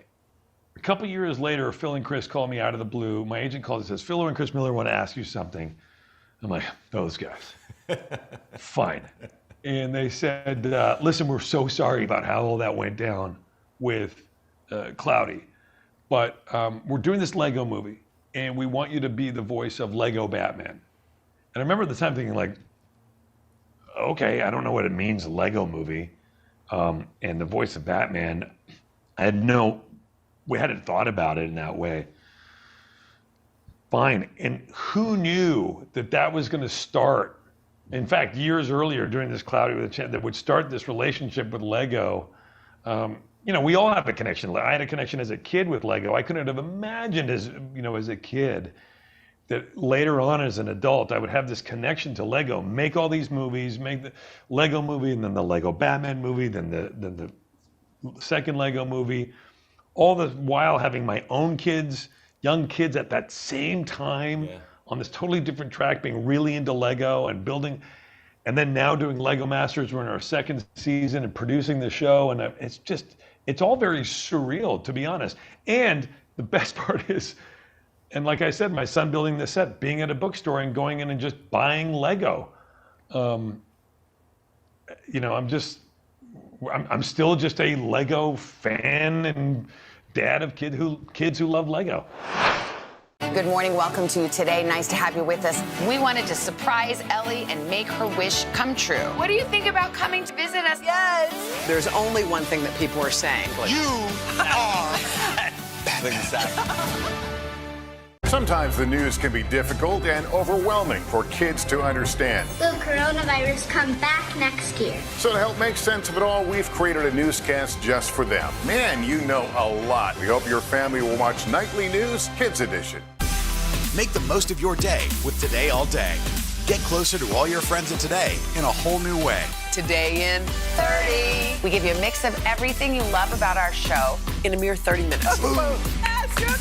Shop today with Jill Martin. We're helping you shop like never before. The latest styles and biggest names. Today food. Things are heating up in the Today All Day kitchen. Cooking essentials and recipe inspiration. Get ready. Are you ready? Oh, I'm so ready. Only on Today All Day. Make the most of your day with Today in 30. We give you a mix of everything you love about our show in a mere 30 minutes. Savannah and Hoda bring you what you must know. The biggest moments of the morning. One Republic! Exclusive interviews. Why did it work for you? You're right. I am more talented than the rest. And important headlines. Major medical news this morning. Watch Today in 30 on your schedule. Streaming every day on Today All Day. So you're very busy. Lego Masters Season 2 well underway. And obviously, so much of your focus is on the Smart List podcast with Mr. Jason Bateman, Mr. Sean Hayes, which is, I was saying to you before we started, there's no group of friends who doesn't listen to that and say, that's us in some way, which is like the guest is always great and that's fun, but really the heart of the show is just the three of you giving each other crap. That's what we tune in for. How much fun has that been? It's been so much fun. We started, I think a lot, we've told this story before on the podcast that, I was going to do a podcast and I told Jason, and then he called me like 2 days later. He said, I just had dinner with Sean, told him that you're starting a podcast, and then we agreed that we should do it with you. And I was like, wait, what? And she was like, yeah, so we're the three of us are doing a podcast now. It was just classic, like, you know, again, but that's how friends are, right? I mean, that's what we do. And it's like, it's just an extension of our friendship. And we got to do it in this time when we were all at home because of COVID. And it was a real highlight. It was a positive thing that was able to happen. And I was, again, glad that we were able to kind of bring some lightheartedness and bring some, bring that into, out into the podcast space for people. And we're really happy that we found it. And now we were able to continue doing it. And what's great is, like, I hear from friends, friends back home in Canada or friends back here in New York or whatever, who all know us really well and they relate to it as well. They're like, yeah, it feels very authentic. It's really just us,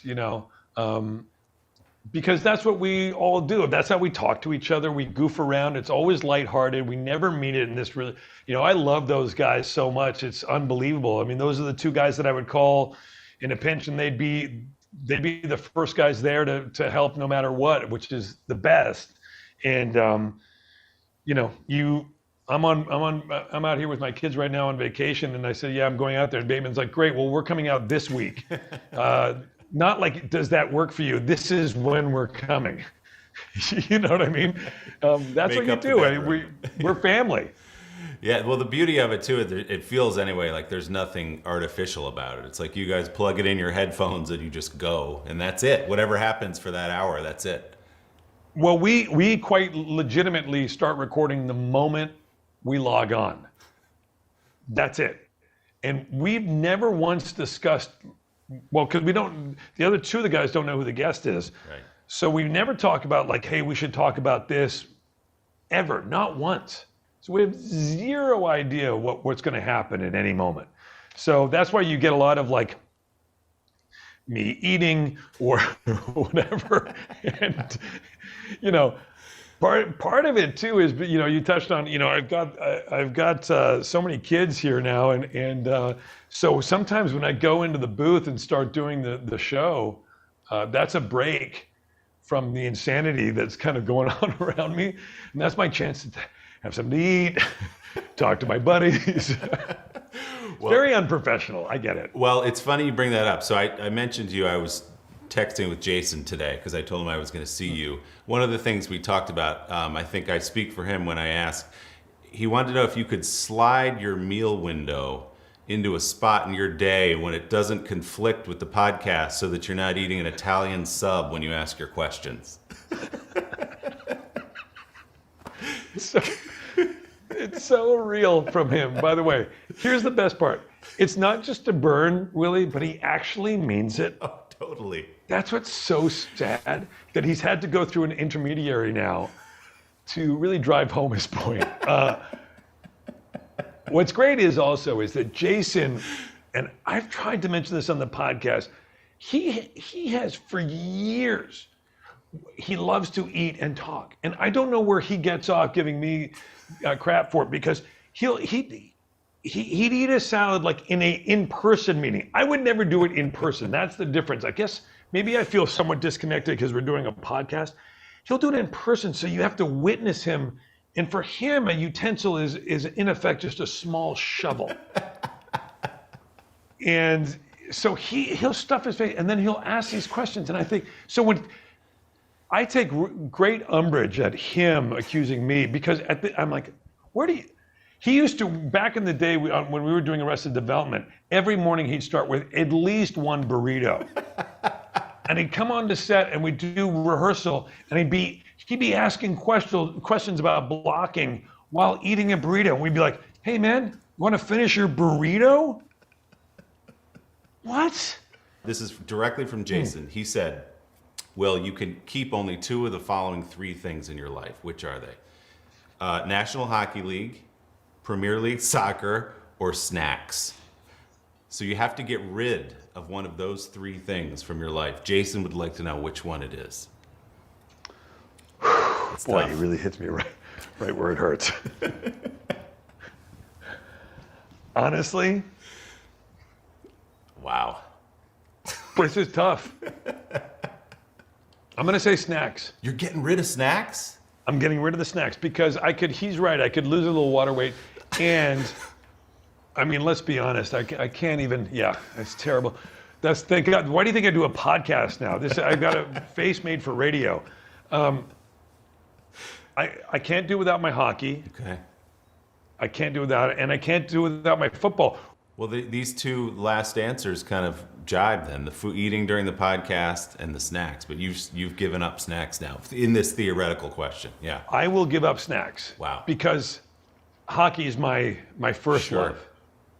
And soccer/football is that's my mistress. Today is now a podcast available every morning. Listen wherever you get your podcasts. Good morning. Welcome to Today. Nice to have you with us. We wanted to surprise Ellie and make her wish come true. What do you think about coming to visit us? Yes. There's only one thing that people are saying. You are. Some experts say that this bill still isn't enough. Do you accept that criticism? There's been a ton of confusion from the CDC. Can we try to clear some of this up? Is America safer today with the Taliban in charge of Afghanistan? If it's Sunday, it's Meet the Press. The Meet the Press Chuck Toddcast. Free wherever you get your podcasts. Good morning, everybody. Welcome to Today. Future's looking bright. Are you ready? We're going to do our part to spread the word on the importance of vaccines, so crucial for reopening America. A big day around here. A very special naturalization ceremony. Many of them doctors, nurses, other essential workers. If you are a nurse, thank you. Spring has sprung, guys, and we want to fill this season with some fun and surprises. Yes. This is the face of excitement. Celebrating Earth Day. Let's change the world. Love it! Sometimes the news can be difficult and overwhelming for kids to understand. Will coronavirus come back next year? So to help make sense of it all, we've created a newscast just for them. Man, you know a lot. We hope your family will watch Nightly News Kids Edition. Stay connected and stream the news you need with Xfinity X5. Our top story is unfolding right now. The fast speed you depend on and a reliable connection for all your devices, whenever and however you watch with Xfinity X5. Some experts say that this bill still isn't enough. Do you accept that criticism? There's been a ton of confusion from the CDC. Can we try to clear some of this up? Is America safer today with the Taliban in charge of Afghanistan? If it's Sunday, it's Meet the Press. Today is now a podcast available every morning. Listen wherever you get your podcasts. You mentioned, Will, Arrested Development, which is how you and Bateman started this friendship.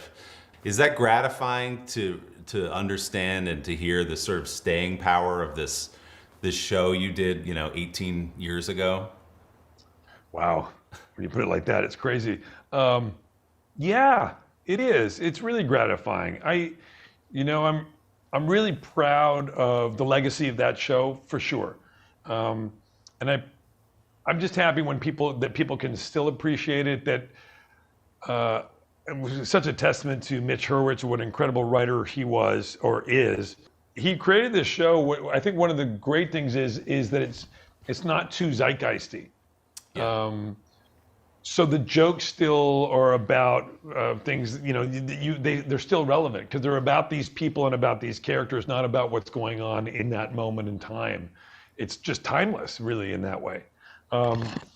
So I think, but yeah, I love it. I like that people are able to appreciate it. Still, it's certainly very, very gratifying. It's crazy, and that really kicked off. So I've been really lucky to be a part of so many great shows over the last 20 years. I just, when people come out of the blue and say, I love that, yeah, it feels good. You know what I didn't realize, Will, is that was the first big role that people really knew you for. You'd obviously done a bunch of work before that.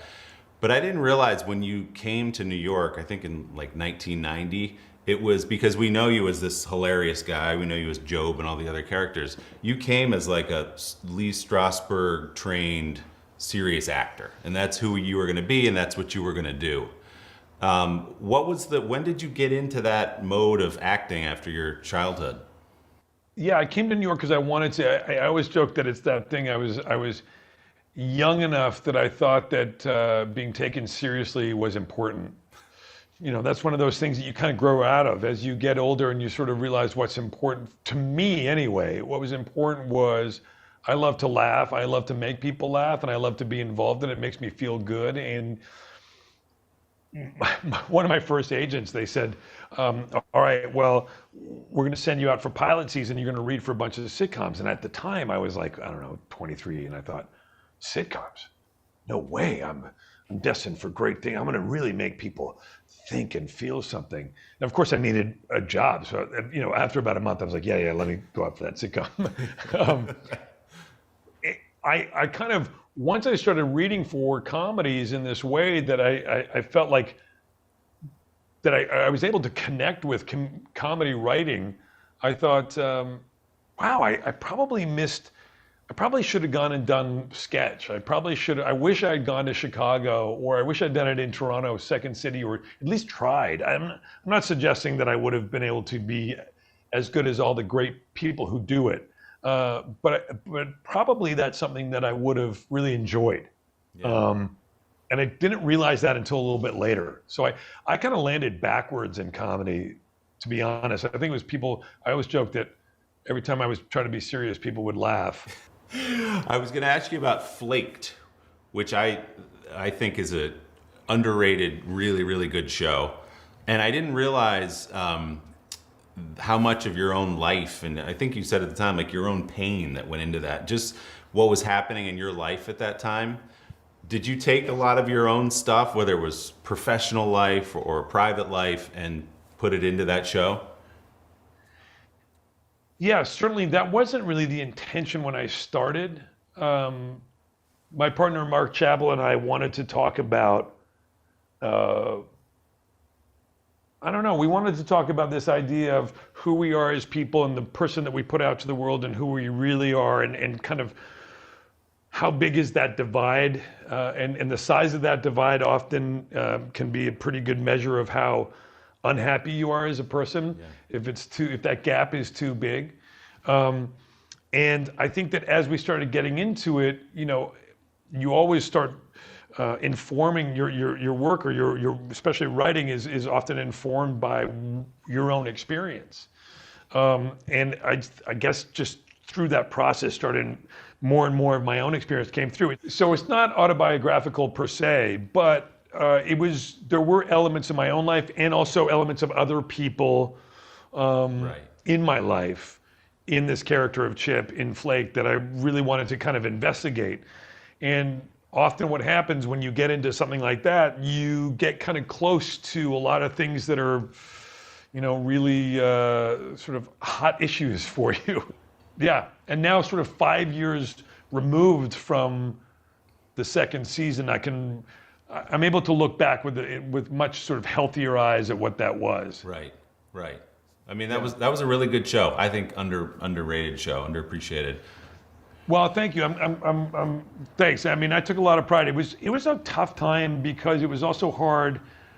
We got some of the reviews were pretty scathing at the time. And it wasn't until after that, like a year later and 2 years later, some people started writing about it saying, hey, this show didn't get a fair shake. And I think at the time, I took it really personally. And that was difficult. It was a very sort of difficult, confusing time for me, which is funny to say because, I was 44, 45, 46 at the time. I wasn't a young man. I was, a middle-aged guy with kids. And I learned like a bunch of lessons in a really short period of time, which is often the way it goes. I've talked to a lot of actors who say exactly what you just said, which is you pour your heart into this, you give a couple of years to it, finally makes it up onto a screen, and a couple of people go, that wasn't too good, and the world moves on. You go, wait a minute, let me explain what we were trying to do. No, trust me, it's great. I mean, that's got to be, it guts you in some ways, I would think. It does. It really does. And I had somebody say, there was a guy who wrote a piece saying, this is not an accurate representation of what it's like for somebody who is going, struggling with alcohol or whatever. And I was like, what do you know about it? This is actually a pretty fair description of what it was to go through that. And so to call that wrong, I was like, oh man, I'm gonna get this guy. Like, you know what I mean? I'm gonna write him a letter. I am gonna, by the way, my version of get this guy. He's got a strongly worded letter coming his way. Have my agent type something up and send it to him. Yeah. It has been a long year. Yeah, where it's been anything but normal. Well, now there's hope. The COVID vaccines. I know. It's been a little confusing. Like really confusing. So it's more important than ever to make a plan. Visit planyourvaccine.com to find out where and when to get your vaccine.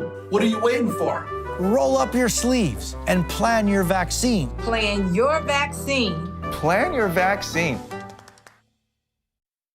Stay connected and stream the news you need with Xfinity X5. Our top story is unfolding right now. The fast speed you depend on. We begin with breaking news right now in Florida. And a reliable connection for all your devices. This story matters to all of us. Whenever and however you watch. Our bite-sized mix of everything you love about all 4 hours of our show, but half the calories. Oh yes. With Xfinity X5. Sometimes the news can be difficult and overwhelming for kids to understand. Will coronavirus come back next year? So to help make sense of it all, we've created a newscast just for them. Man, you know a lot. We hope your family will watch Nightly News Kids Edition. Today is now a podcast available every morning. Listen wherever you get your podcasts. The Meet the Press Chuck Toddcast, free wherever you get your podcasts. For breaking news in our changing world, download the NBC News App. BoJack just ended last year, January of last year. Another just brilliant show. And also funny, but also had such, some serious themes throughout, the stuff that people can relate to. Yeah, I mean, BoJack, Raphael Bob Waxberg, who created BoJack, again, such a tremendous writer. It's kind of embarrassing how fortunate I've been to work with so many, just even talking about it now, how many incredible writers I've been able to work with. And it's, you hear the word all the time, but #blessed. I really do mean it. I mean, I'm being glib because I can't get too real, otherwise I have to make a joke. But I've been really, really lucky, and Raphael was no exception, man. What an incredible writer. He wrote a really great pilot that the first time I read it, I thought, wow, this is so funny. And then as we started to do the show, he revealed himself to be such a thoughtful, deep guy who could not only be really funny, but be really poignant at the same time. He really wrote the kind of stuff that I enjoy, which is you can be incredibly funny and incredibly tragic at the same time. Yeah. That's such a feat. I grew up, my favorite film of all time, I talked about it recently on our podcast, was my favorite film of all time is Withnail and I, English film by this guy, Bruce Robinson. Brilliant film. And it was the first time I had ever seen that move before, something that's really, really funny and really, really poignant and quite, sad at the same time. That's kind of the way life is. And to bring back Flaked, I never wanted to do a show that was just a comedy or just a drama, because that's not how we experience life. We don't wake up and, our lives, our days are filled with lots of ups and downs and things, funny moments and sad moments, and sometimes, back to back. And I think that Raphael with BoJack Horseman really got that. Here was a character who had been to the top, and the top of, in his world, was the entertainment industry, and you just see how kind of success doesn't necessarily mean, success in terms of career does not mean success in terms of a person. Whether it's show business or any business, you have a guy who's, spiritually and morally bankrupt, even though he's at the top of his game, and how incredibly sad and hollow he feels and bitter, and how aware he is of where he's at too. It just, really extraordinary. And Raphael, I just thought just did an incredible job of bringing that out. Will, thanks so much for the time, man. This was a total blast. congratulations on Lego Masters. Congratulations on Smartless and all the stuff you're doing. I'm a fan. It's great to see you. Thanks, Willie. Great to talk to you, man. Say today all day, I don't know about you, but I love pecan pie. But why is it we only get to eat them on Thanksgiving? Well, Samadada and her baking buddy, Chef Samantha, have reimagined the classic holiday pie for any time of the year. Sama is serving up vegan mini pecan pies that make a perfect sweet snack. And then Samantha makes a stunning maple nut tart that is truly a work of art. It's all coming up next on #Cooking. So we're just stirring. Oh gosh, cooking. Sama, it smells so good already. Doesn't it? Mm-hmm. Don't you want this in a candle? I do. Sama's gonna start making I'm candles. gonna start making pecan pie candles, baby.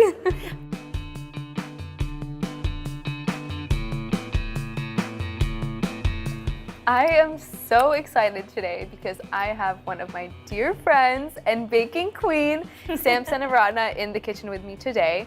We are 6 feet apart for obvious reasons, but we are still #baking buddies.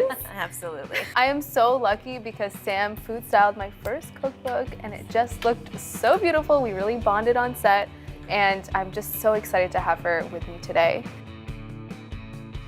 We are going to be making our own unique takes on a pecan pie. I am making my favorite mini vegan pecan pies, and Sam is going to be making a more traditional, delicious, nutty tart. I'm so excited. So let's get into it. Let's do it. What are you going to do first? Okay, so we all know this, that everything is a bit cuter when it's in mini form, right? So today I'm making my mini vegan pecan pies. I find that they're the perfect thing to eat and make when I'm craving a pecan pie, but I want something a little bit more bite-sized and shareable. So the first thing that we're gonna do is make my filling.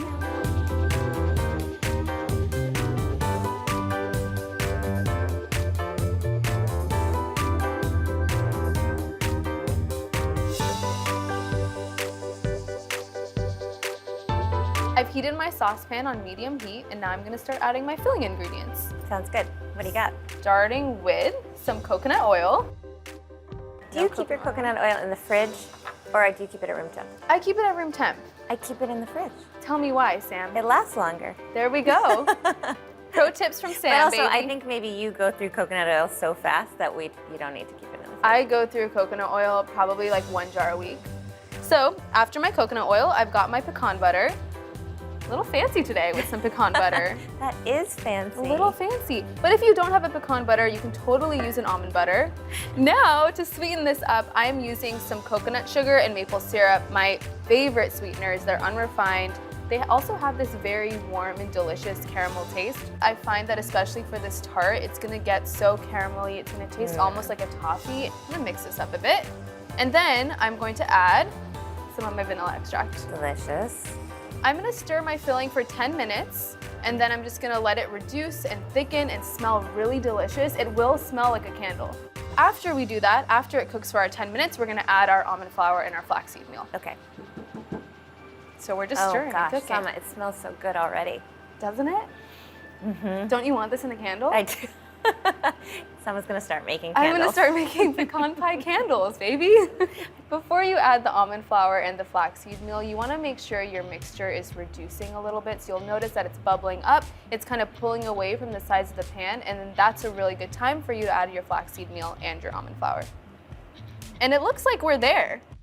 I'm using an almond flour here just to thicken up the mixture a little bit. And I'm also gonna use some ground flaxseed, otherwise known as flaxseed meal. Do you use this when you make I do your cook? sometimes. I have a dear friend that's vegan, so I try to use flaxseed for her egg replacements. Flaxseed meal adds some fiber, and we love a fiber moment here.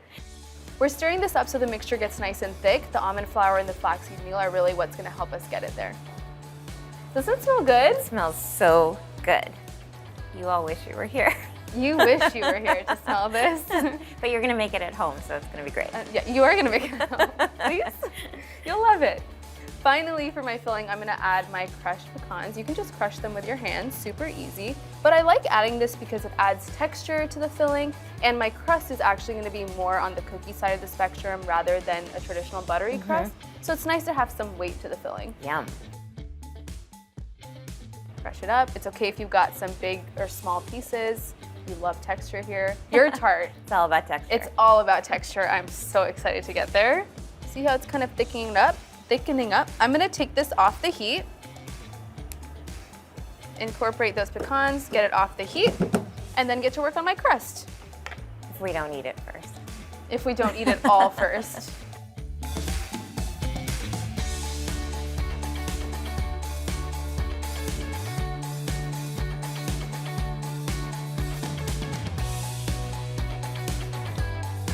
So I'm actually going to use flax eggs to help bind the crust. I know flax eggs don't sound very glamorous, but they are super important in vegan and plant-based cooking. So I'm using 2 flax eggs here, which means I'm going to use 2 tablespoons of ground flaxseed meal, and I'm going to add 5 tablespoons of water to it. Make sure you give it a nice stir. I'm going to let my flax eggs hang out. They can just take a chill pill. And now we can work on the rest of my crust ingredients. Yum. Sam's excited. Okay, so I've got my melted and cooled coconut oil and my almond butter here. That's gonna serve as a nice base for my crust. I'm gonna add my almond butter first into my bowl. I'm using a creamy almond butter here. Yeah. So I want it to be super basic, kind of a nice cookie crust. Now I'm gonna add my melted and cooled coconut oil.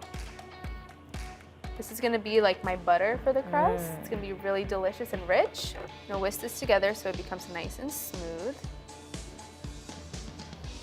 And then, to sweeten this crust up, I'm gonna add my favorite, coconut sugar.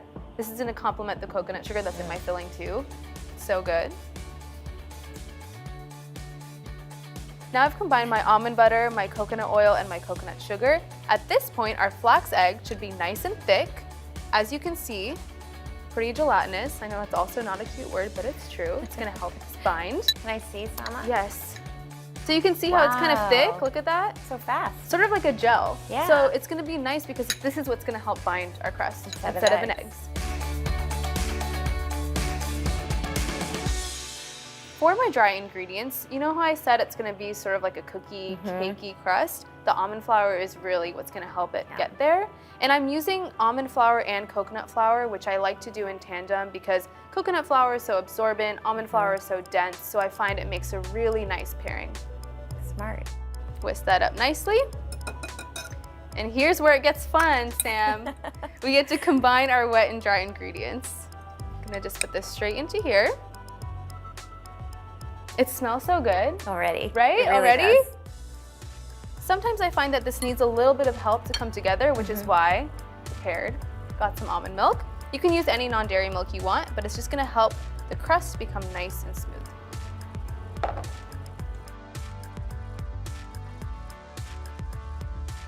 So in my crust, I would use butter, lots of butter, and flour, and granulated sugar. Yeah.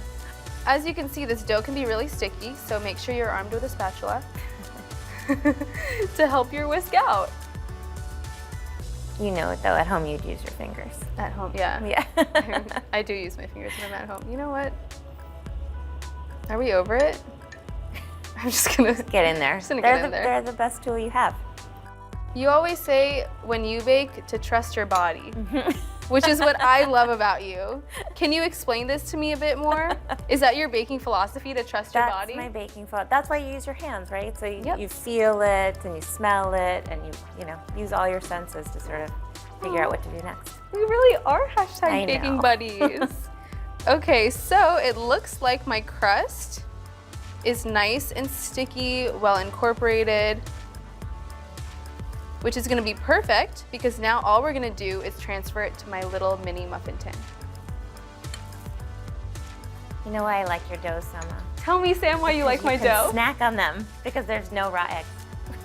You know what? It's I'm a cookie dough lover, so. It's always a bit of a question on whether or not the dough will make it to the oven for me. So now I've added my crust into my little mini muffin tin. All I'm gonna do is use my finger or my knuckle to create a little bed for my filling to sit snugly on top of, like so. And it's really easy and fun too. You just mold it to the sides of the little mini muffin tin. We're using a little mini cookie scoop to control how much dough we add into the pan. so that it's nice and even. I wish I could help you. I know, I miss you so much. Oh, I forgot to mention, I did grease this pan with coconut oil, and you want to make sure you do that. Super important, because you don't want the pies to stick to the pan. That would be really sad. That would be so sad. Now that all of my little cute mini crusts are done, I'm gonna add the filling. Just gonna move this bowl aside. As you can see, this filling has just gotten so thick and it's delicious and it's like a toffee. I'm gonna add it straight into my crust. And it's gonna fit nice and snug in there. Like, they're like little mini tarts, I know. They're so cute. You don't wanna overfill the filling because it will bubble up in the oven when it bakes. So make sure you just level it out. But this guy definitely needs a little more. And see how nice it is that this filling is so textured. It's gonna be so delicious when it caramelizes and cooks in the oven. Finally, just for aesthetics, I'm gonna add a pecan on top of each of these, just to finish it off. Great. I can't wait for you to try this, Sam. My little cute vegan mini pecan pies are done, so now they're ready for a little journey in the oven, going in at 350 degrees for about 20 minutes.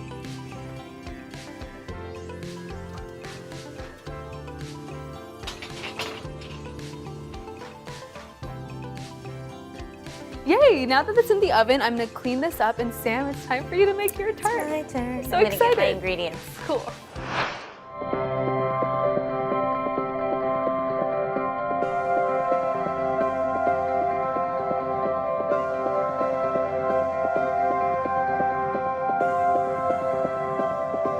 The Meet the Press Chuck Toddcast, free wherever you get your podcasts. Good morning, everybody. Welcome to Today. Future's looking bright. Are you ready? We're going to do our part to spread the word on the importance of vaccines, so crucial for reopening America. A big day around here, a very special naturalization ceremony. Many of them doctors, nurses, other essential workers. If you are a nurse, thank you. Spring has sprung, guys, and we want to fill this season with some fun and surprises. Yes. This is the face of excitement. Celebrating Earth Day. Let's change the world. Love it! Good morning. Welcome to Today. Nice to have you with us. We wanted to surprise Ellie and make her wish come true. What do you think about coming to visit us? Yes. There's only one thing that people are saying. You are Make the most of your day with Today in 30. We give you a mix of everything you love about our show. in a mere 30 minutes. Savannah and Hoda bring you what you must know. The biggest moments of the morning. One Republic! Exclusive interviews. Why did it work for you? You're right. I am more talented than the rest. And important headlines. Major medical news this morning. Watch Today in 30 on your schedule. Streaming every day on Today All Day. For breaking news in our changing world, download the Nbc News App. Today is now a podcast, available every morning. Listen wherever you get your podcasts.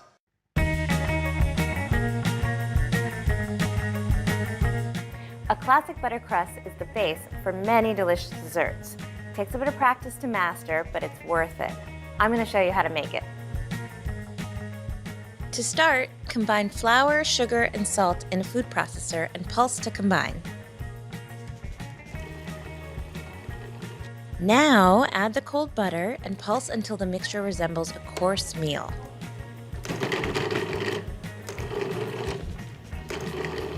Then add 3 tablespoons of water and pulse the dough until it starts to come together.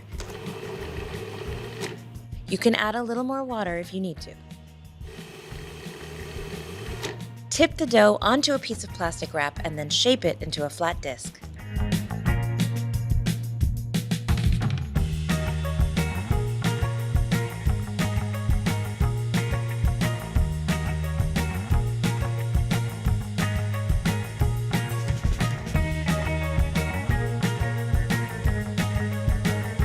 Pop this disc into the fridge and let it chill for at least 1 hour or up to 2 days.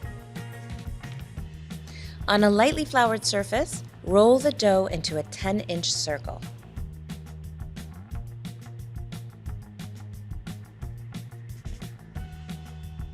Transfer the dough to a 9-inch fluted tart pan and gently press the dough into the edges.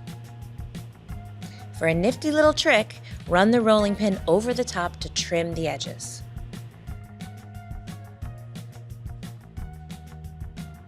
Pop the tart shell into the freezer for 15 minutes. Before baking the tart, line the frozen dough with parchment paper and fill the inside with pie weights. This step will help our crust keep its gorgeous shape. Bake the shell at 375 for 15 minutes. Remove the weights from the tart shell and bake again until lightly golden, another 10 to 15 minutes. Now your beautiful crust is ready to be filled.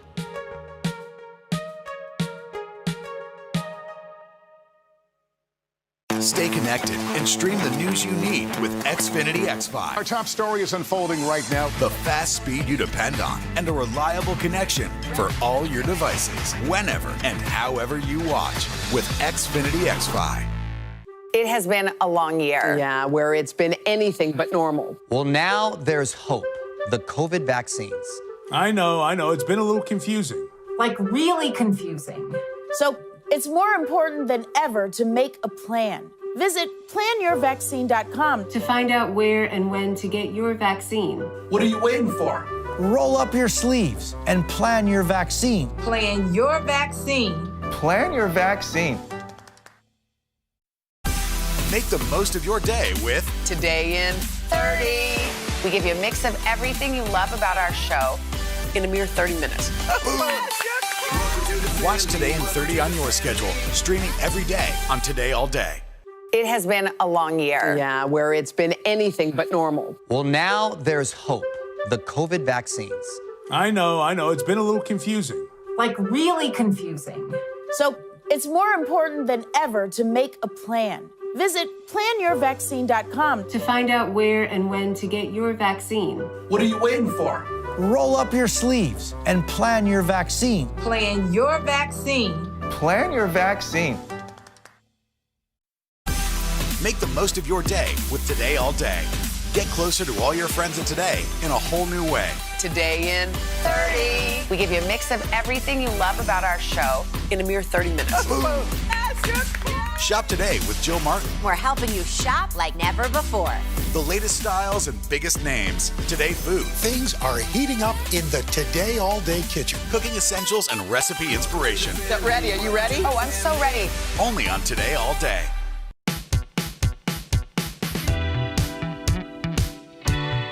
Okay, Sam, you're making this delicious nut tart. I need all of the details. How did you come up with it? Well, it's based on a classic pecan pie, but I developed this recipe for my dad because he is a lover of nuts. He loves nuts more than anyone in the world, and every time I go to visit him, he wants me to bring something nut related. So that's how this came about. Cute.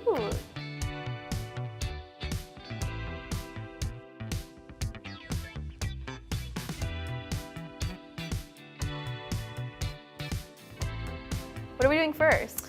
I think the first thing I'm going to do is chop my chocolate. So this is a bar of dark chocolate. I am not a chip girl. I know that you are.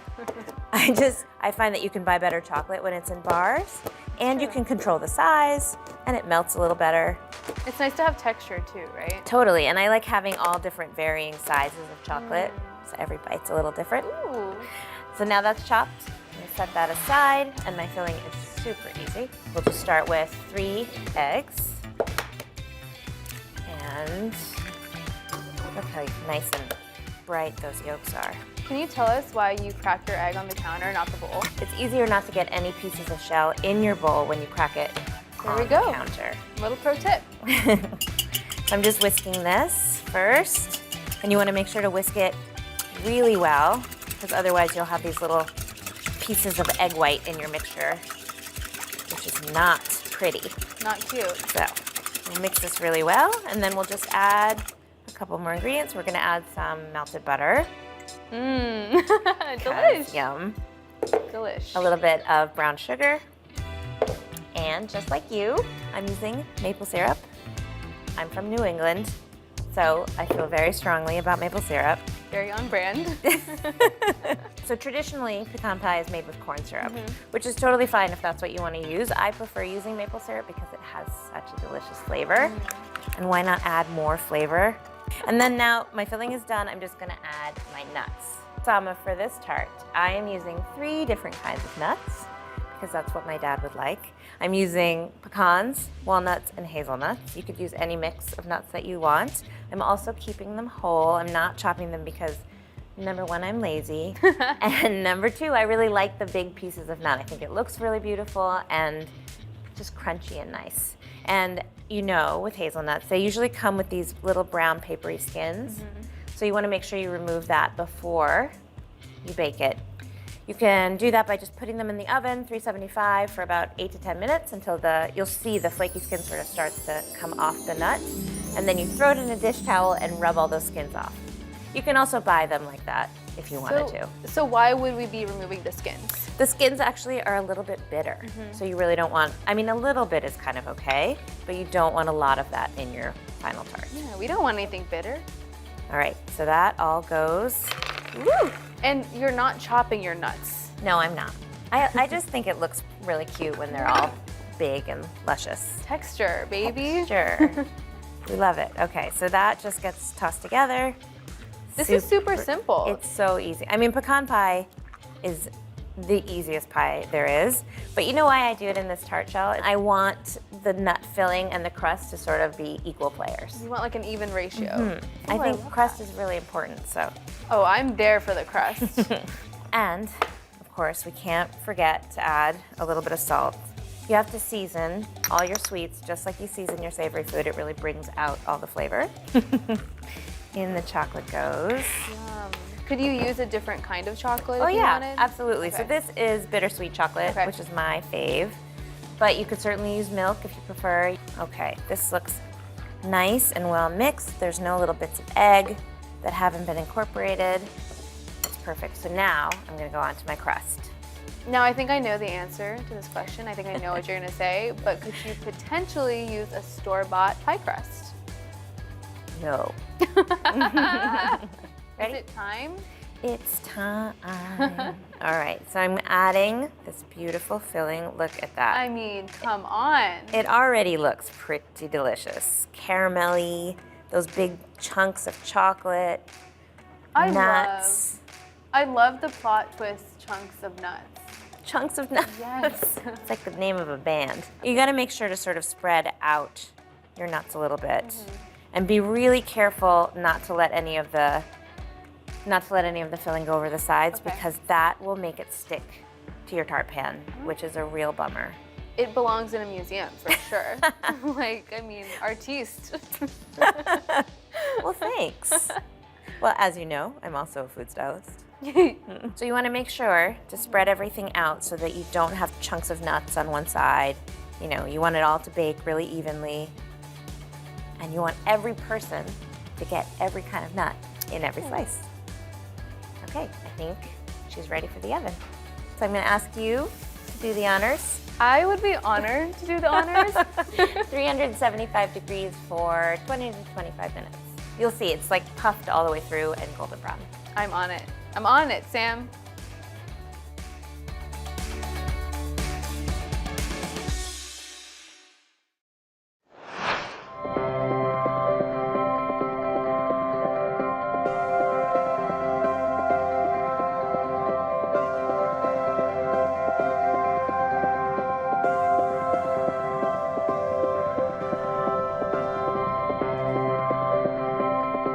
Today is now a podcast, available every morning. Listen wherever you get your podcasts. Make the most of your day with Today All Day. Get closer to all your friends at Today in a whole new way. Today in 30. We give you a mix of everything you love about our show in a mere 30 minutes. Shop today with Jill Martin. We're helping you shop like never before. The latest styles and biggest names. Today food. Things are heating up in the Today All Day kitchen. Cooking essentials and recipe inspiration. Get ready. Are you ready? Oh, I'm so ready. Only on Today All Day. Good morning, everybody. Welcome to Today. Future's looking bright. Are you ready? We're going to do our part to spread the word on the importance of vaccines, so crucial for reopening America. A big day around here. A very special naturalization ceremony. Many of them doctors, nurses, other essential workers. If you are a nurse, thank you.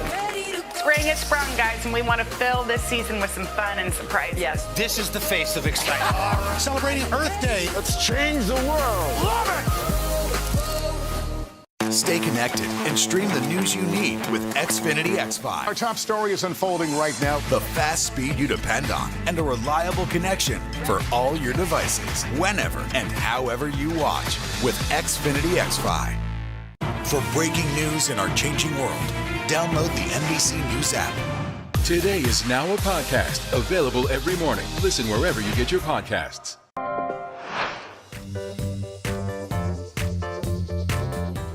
Sam, this kitchen smells amazing. incredible. So good. We made it. We took the journey. I'm so excited to try this. Tell me, how would I serve this? Right, you gotta get it out of that pan first. So I have a little trick to show you. Yay. You need a big can. Okay. And now you're gonna pick it up and put it on top of the can. And if everything works according to plan, the sides will just fall off. I'm stressed. Okay. Okay. We can do it. All right. So I'm gonna put it on top of the can. With the can in the center.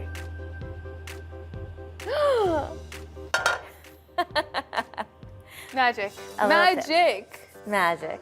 Okay. Now you can put it in your plate. beautiful. Look at that, though. Looks good. Looks so good. All right. Going on my little plate.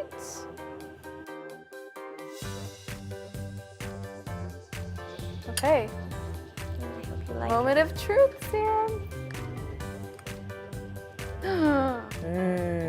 I mean, It's kind of like a cookie now that I'm looking at it. the Met called. It wants your tart. You're cute. Delicious. See, look at all of those whole nuts. I feel like it makes it look so pretty. So cool. It's very nut forward. Nut forward. Okay. It's my turn, Sama. Yay. Oh, these look so cute. Ah. They come out so cleanly. Yay. They're so, this would be such a good little party snack. They're Look how cute mini, they are. bite size. So, you know. You know what, I'm really into this beautiful caramelized moment, as you would say. Oh, it's a caramelized moment. Okay, I'm gonna pick one that has like all that yummy. I wanna see what it looks inside. Look at that. That looks good, Sama. Thank you. Yum. I hope you like it.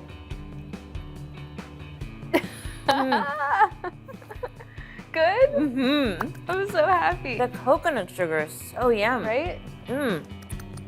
That's delicious, Sama. Thank you, Sam. It's like rich and chewy and crunchy and coconutty. How do you feel about the cookie crust? I'm into it. Okay, I'm good. really, I love how thick it is because it's like, It's luscious. luscious. That's what it is. Luckily, there's a huge piece of that delicious chocolate right here. This is what I'm going for. I mean, Tim, you shouldn't have, but you did. For you. I mean, the chunky nuts are like the perfect complement to the melted chocolate. And the crust? Butter. Butter is good. I mean, oh my God. This makes me really happy that we're baking buddies. Now we can be eating buddies. I have a request. Tell me. Can we bake together more often? All the time. Amazing. Great. Sam, I think we have to document this moment so we can remember to do it more often. Of course. And take a picture, or a few. You can never have too many. All right, ready? Yes. Okay, we need to get the tarts in there. Easy. Yeah, oh, perfect. Yeah, that's good. Good. Yay! Sam, thank you so much for coming today. Thank you are you. my OG baking buddy, and I'm just gonna continue to enjoy this. Yeah, me too, for girl. myself. Let's do it. I love us. Ditto. I mean, we're so good. We're so talented. So talented. Super modest, super humble. But this is really good. It's good. It's good. Thanks, Sama. Thank you.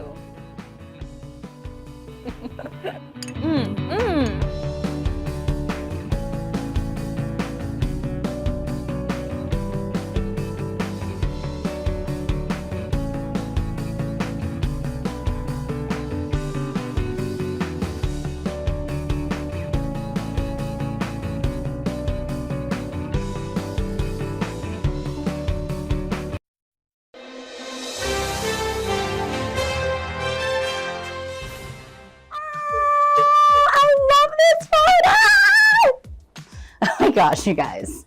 So, this photo, we were at the Nickelodeon Kids' Choice Awards, and we've actually won 3 times. But this was the first moment when my sister and I would say,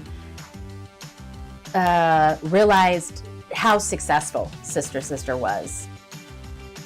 How would I describe Sister Sister? I would say it's kind of like your classic, fun family comedy. It's a show that the whole entire family can sit down and watch and just have a good time and enjoy. And also, it has such longevity because the storylines are so classic and relatable to all genres, all different countries. And I think that's what made the show so amazing. Oh, look at this. We were youngins. We look like we're 12, but we were actually 14 or 15 here. Yep. Oh my gosh. We were so excited. You can tell in our faces. Like, we were so excited to have a show. We always had fun with those hats. They were always a part of our wardrobe. It was something that the writers and, everybody wanted to put us in. I can see why. I mean, it's so cute. And we're like dressed alike. So my character, I played Tia Landry, and I was very, I would say I was very much like my character, and Tamara as well. But I can even go further. A lot of the storylines were very much like what we were going through during that time when we would go into production for the year. Every year we did this, and we did 6 years of Sister Sister. We would sit down with the producers and the writers, and we would tell them how our summer was, and we would tell them, what we were going through, whether that was like dating or prom, stuff that we were struggling with as teenage girls, and then they would turn them into storylines. I wish we would have gotten producer credit for that. I'm older now.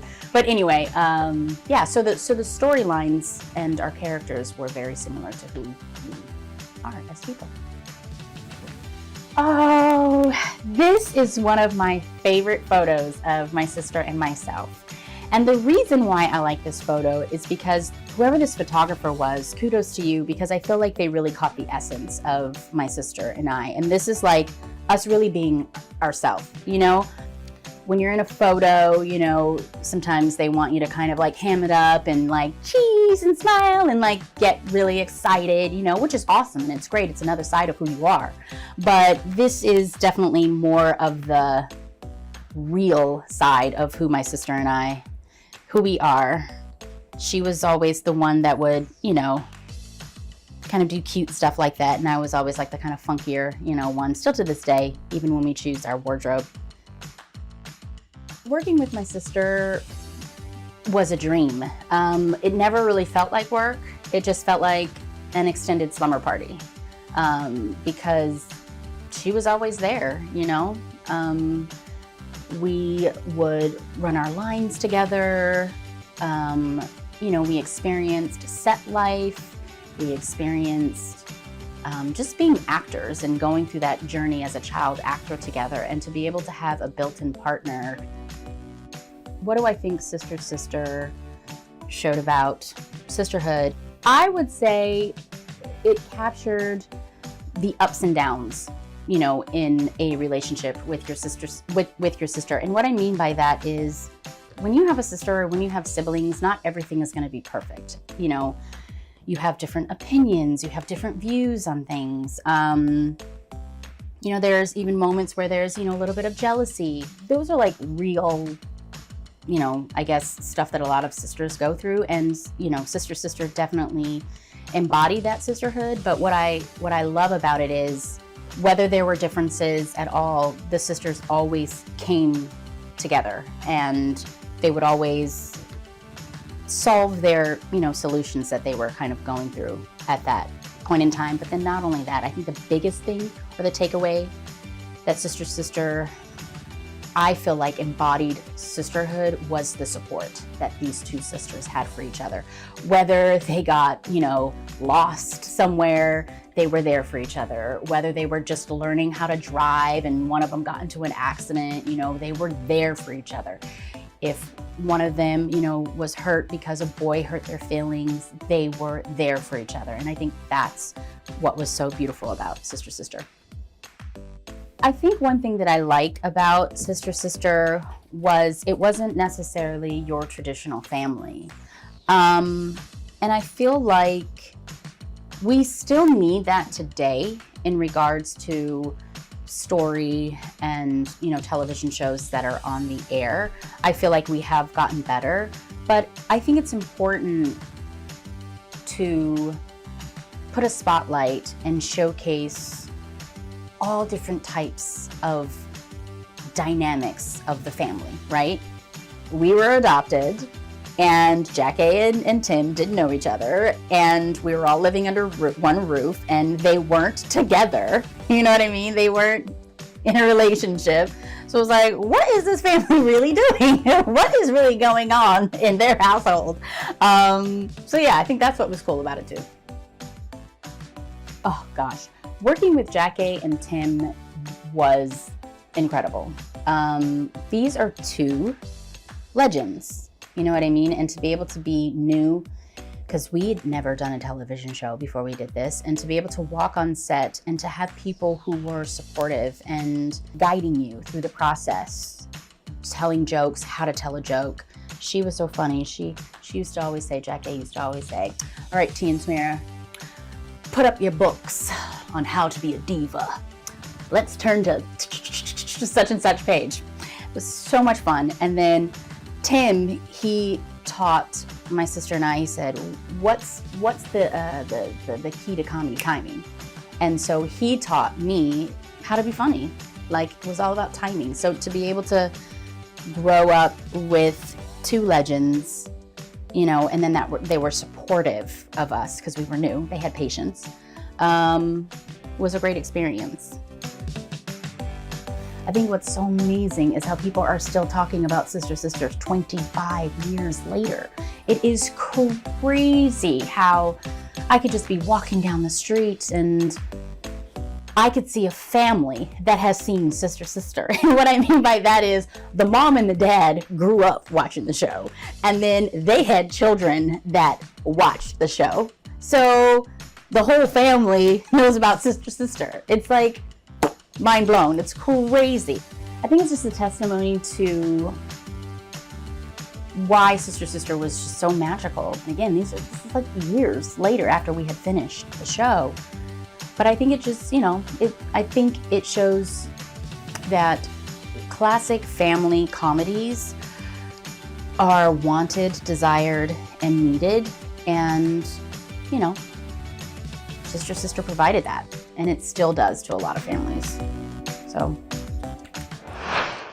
Good morning, everybody. Welcome to Today. Future's looking bright. Are you ready? We're going to do our part to spread the word on the importance of vaccines, so crucial for reopening America. A big day around here, a very special naturalization ceremony. Many of them doctors, nurses, other essential workers. If you are a nurse, thank you. Spring has sprung, guys, and we want to fill this season with some fun and surprises. Yes. This is the face of excitement. Celebrating Earth Day. Let's change the world. Love it! Good morning. Welcome to Today. Nice to have you with us. We wanted to surprise Ellie and make her wish come true. What do you think about coming to visit us? Yes. There's only one thing that people are saying. You are Today is now a podcast, available every morning. Listen wherever you get your podcasts. The Meet the Press Chuck Toddcast, free wherever you get your podcasts. Make the most of your day with Today in 30. We give you a mix of everything you love about our show in a mere 30 minutes. Savannah and Hoda bring you what you must know. The biggest moments of the morning. One Republic! Exclusive interviews. Why did it work for you? You're right. I am more talented than the rest. And important headlines. Major medical news this morning. Watch Today in 30 on your schedule. Streaming every day on Today All Day. For breaking news in our changing world, download the NBC News App. how they say hi in Texas. Oh my God. How would I describe Teddy? Just like the best friend that everybody like wants, you know? He's just like the homie. He's just like that dude. You know? Like, Teddy's just like that dude, you know? Like, he's always got your back. He's always honest, you know? He's basically just like, I'm that dude. So like, I'm Teddy, you know? That was stupid. Teddy's just cool. Who are you? My name is Michelle Tanner. I believe this is the first episode. I don't know how many years ago this was, y'all. But I told Michelle that she was weird on the first day of school. And previously in this interview, I did say Teddy was honest. So, you know, he keeps it real, which every friend should. You don't want a friend to be gassing you up, telling you lies. You know what I'm saying? So Teddy was like, yo, like, you know, fall back. Like, you're kind of being weird right now. And I remember my line was something like, you're strange. But I'm pretty sure at that time I couldn't pronounce my R's. So it sounded something like Swains. Like, you're really Swains or something. You are a strange kid. You're a strange kid? Yeah. The line was, you're a strange kid. And of course, I couldn't pronounce my R's. So I said, you're a strange kid. Just like, in the only way Teddy could say it. So, yeah, I had to go to classes for pronunciation back in the day. Now I can say my R's perfectly. River, run. Yeah, I used to say, Wiver, one. I'm gonna go for a 1, Ma. I never said that, but that's how I would have said it. My favorite scenes for Teddy. There's a lot. I always remembered enjoying when the other kids were on set, like Journey and Miko. When they were on set, it was more fun because it was like, you know, like the crew was there. Goodbye, goodbye.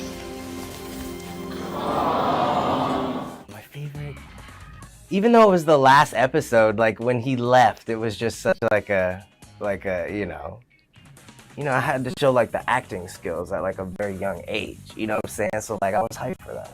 You know, I had to get a touch on the serious side of Teddy, you know. Young kids have emotion too, you know, maybe even more than adults. Whoa, baby, they're the Happy Meal. Grab a fork.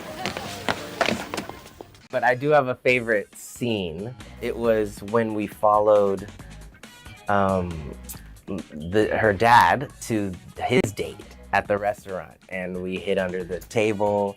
And I remember that chocolate cake we ate was bomb. Like, it was fire. Fire. Definitely not gluten-free, but it was fire. I remember that. Everyone was so sweet. You know, I saw Bob Saget at, you know, it was either a Teen Choice Awards or a People's Choice Awards a couple of years ago, and it was just like, he was so hyped. Like, and I was like, bro. We share the same birthday, so that was cool. I still see Candace, still talk to her every now and then. Yeah, just, you know, it's kind of like a family. Old means first, new means second. I'm in, you're out. Excuse me? Nice. Michelle's old crew. Obviously, I see Journey out and about. We've been doing this acting thing our whole lives, so I've known her and her family for quite a long time. I heard the museum has a new super powerful telescope. If it's anything like my dad's telescope, all you can see is a bunch of stewardesses lying around a swimming pool. Miko and I just followed each other on Instagram probably maybe like last year sometime. So that was cool for me. There's not too many quotes that fans will say from Full House. It's just how hyped they are to see Teddy. Honestly, they're just like, yo, you're Teddy, bro. Like, where's Michelle? That's probably what a lot of people say. I'm like, I don't know, making money somewhere.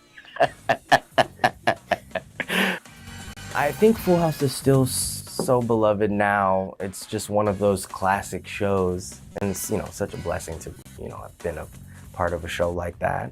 I think it was the the family aspect of it, you know, and I think nowadays it's hard to find a show that your whole family can sit down and enjoy every week.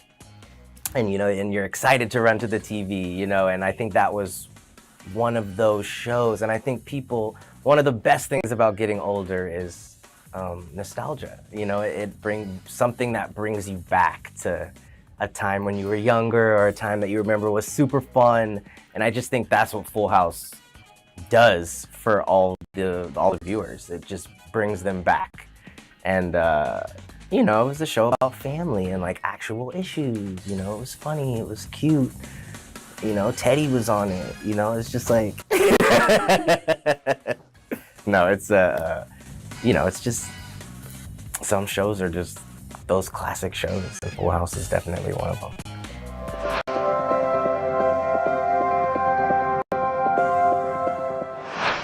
Sometimes the news can be difficult and overwhelming for kids to understand. Will coronavirus come back next year? So to help make sense of it all, we've created a newscast just for them. Man, you know a lot. We hope your family will watch Nightly News Kids Edition. Stay connected and stream the news you need with Xfinity X5. Our top story is unfolding right now. The fast speed you depend on and a reliable connection for all your devices, whenever and however you watch with Xfinity X5. Make the most of your day with Today in 30. We give you a mix of everything you love about our show in a mere 30 minutes. Savannah and Hoda bring you what you must know. The biggest moments of the morning. One Republic! Exclusive interviews. Why did it work for you? You're right. I am more talented than the rest. And important headlines. Major medical news this morning. Watch Today in 30 on your schedule. Streaming every day on Today All Day. The Meet the Press Chuck Todd Cast. Free wherever you get your podcasts. Today is now a podcast available every morning. Listen wherever you get your podcasts. Make the most of your day with Today in 30. We give you a mix of everything you love about our show in a mere 30 minutes. Savannah and Hoda bring you what you must know. The biggest moments of the morning. One Republic! Exclusive interviews. Why did it work for you? You're right. I am more talented than the rest. And important headlines. Major medical news this morning. Watch Today in 30 on your schedule. Streaming every day on Today All Day. Some experts say that this bill still isn't enough. Do you accept that criticism? There's been a ton of confusion from the CDC, and we try to clear some of this up. Is America safer today with the Taliban in charge of Afghanistan? If it's Sunday, it's Meet the Press. Today is now a podcast available every morning. Listen wherever you get your podcasts. What's the most embarrassing or funniest story from your childhood? Okay, the most embarrassing thing from my childhood, I remember my brother was on this show with Patti LaBelle called Out All Night, and there was this famous group that was on the show, and they were a singing group, and their name is called Shy. And I ended up pulling out my hand out of my coat pocket, and it was a tampon. Oh, God.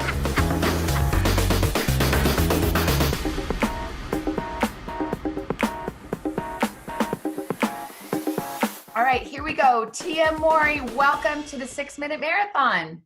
Hi. Hi, we're so happy to have you. Are you ready to answer some questions? I am ready. Let's do it. I've got them right here. What is Okay. one thing that you always carry in your purse? Oh, my iPhone. Of course. What's the one word you are guilty of using too often? I don't think I could say it on air. Oh, yes. Okay, didn't see that comment. Honesty.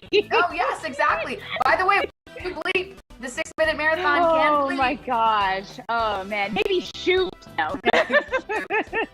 Darn it. Golly. What is your favorite family tradition?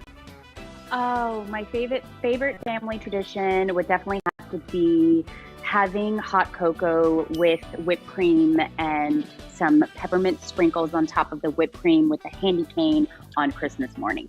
Oh, can I come over? Yeah, no, we love it. So that sounds delicious. What show or shows of your own do you rewatch? Oh my goodness. You know what I have to say? The Tia and Tamara reality show, it's been playing right now. So I tend to watch that. Of course, Sister, Sister, that's like always playing on something. Dad? Mom? That girl has my face! All of the older ones that I've done, like in the past, you know, to kind of get back to some sort of memories in some kind of way.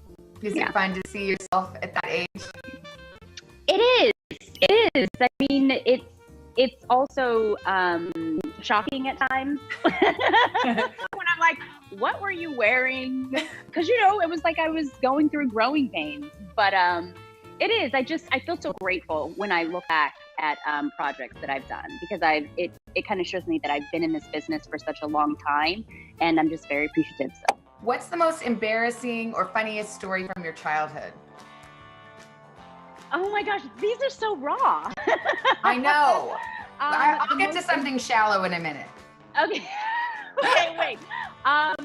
Okay, the most embarrassing thing from my childhood, I remember my brother was on this show with Patti LaBelle called Out All Night, and there was this famous group that was on the show, and they were a singing group, and their name is called Shy. And I ended up pulling out my hand out of my coat pocket, and it was a tampon. Oh gosh. How old were you? You must have died. I was like, oh yeah, I was like 14, 15, and they were this huge popular group. And I was like, I didn't pick it up. I just stared at it, you know. I was like, this is embarrassing. Who does this belong to? What is this doing here? Yeah, it was like the elephant in the room. You know what I mean? Oh God, I feel I ya. hope I'm not being too honest with these. No, I love honesty. It's the best Okay. policy. Okay. We love it, especially on the 6-minute marathon. Oh Okay. my gosh. Here's some easy ones. What's your favorite thing to cook, if you cook? Oh my gosh, I love to cook. My favorite thing to cook would definitely have to be spaghetti and meatballs. It's something that the whole entire family likes, my kids and my husband. So Yeah, I think my kids live on meatballs. I think Yeah. meatballs might be a 5-day-a-week. it's just a classic. Yeah, it's a classic dish that everybody loves. So What's your hype up song right now? oh my gosh, my hype up song has been this for a very, very long time, just because I'm a huge fan of Beyonce. And you know that song, Who Runs the World? Girls. Who Yes. runs the world? Girls. I just love, you know, women. I think women are incredible. I think we are beasts when it comes to getting things done. We're multitaskers. So whenever I'm either on the treadmill or if I'm just kind of overwhelmed, she kind of, you know, gets me right where I need to be to do what I have to do, because she reminds me, you know? That's a good one. Yeah. Heels or flats? Oh my gosh, totally heels. Heels all the way. Hey, flats. No, I mean, you know, when I was pregnant, I had to wear, you know, a lot of flats. And I hated it. I would literally force my feet into my heels. You know, when you're pregnant, your feet kind of swell. I would literally force my feet into heels just because I love them. I think it just gives me a little bit of attitude. So. Okay, if you could be friends with a movie or TV character, who would it be? Oh, Julia Roberts' Pretty Woman. I just love her personality in that movie, and she was just so much fun. You know what I mean? What is your biggest professional accomplishment so far? I would definitely have to say being a co-founder of my supplement line called Answer, mainly because it was birthed through my personal experience with wellness and health, and just being able to inspire women and just people in general to take charge of their health and their wellness. It makes me feel so good. So I would say that. You're an entrepreneur in addition to everything else. Yeah. Are you a morning bird or a night owl? I'm definitely a morning bird. I used to be a night owl, but after having children, that ship has sailed. So now it's, you know, I mean, this is easy for me waking up early in the morning, you know, because I have 2 kids. So, and my daughter, she's actually up right now. I don't know if you heard her crying, but I'm used to it. Morning person. I didn't know if it was your kid crying or my kid crying. So. Oh, sorry. It could have been either way, so I get it. Yeah. Tia, thank you so much. Your 6 minutes, you're already done. See, it was fast. Wow, that was fast. Thank you so much. Some experts say that this bill still isn't enough. Do you accept that criticism? There's been a ton of confusion from the CDC. Can we try to clear some of this up? Is America safer today with the Taliban in charge of Afghanistan? If it's Sunday, it's Meet the Press. The Meet the Press Chuck Toddcast, free wherever you get your podcasts. Sometimes the news can be difficult and overwhelming for kids to understand. Will coronavirus come back next year? So to help make sense of it all, we've created a newscast just for them. Man, you know a lot. We hope your family will watch Nightly News Kids Edition. Make the most of your day with Today All Day. Get closer to all your friends at Today in a whole new way. Today in 30. We give you a mix of everything you love about our show in a mere 30 minutes.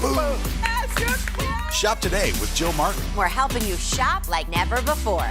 The latest styles and biggest names. Today food. Things are heating up in the Today All Day kitchen. Cooking essentials and recipe inspiration. Get ready. Are you ready? Oh, I'm so ready. Only on Today All Day. Stay connected and stream the news you need with Xfinity X5. Our top story is unfolding right now. The fast speed you depend on and a reliable connection for all your devices, whenever and however you watch with Xfinity X5. Today is now a podcast, available every morning. Listen wherever you get your podcasts. The Meet the Press Chuck Toddcast, free wherever you get your podcasts. Excuse me, is this where the singing lady is who tells the truth? Being on Friends was awesome. Also, it was the Super Bowl episode, which was even more awesome because I love football. And like, who doesn't love the Super Bowl? So that was dope. I was in a scene with all of the cast, which was really cool. I remember like chatting it up with Courtney Cox. She said I was cute. I was like, yo, that's fire. Like, what? I remember that. And then I also remember how funny that scene was watching back as an adult. Cause like, I didn't get like any of what Phoebe's song was about. Sometimes men love women, and sometimes men love men. And then there are bisexuals, though some just say they're kidding themselves. But it's just hilarious now whenever I see that episode. The director of that episode directed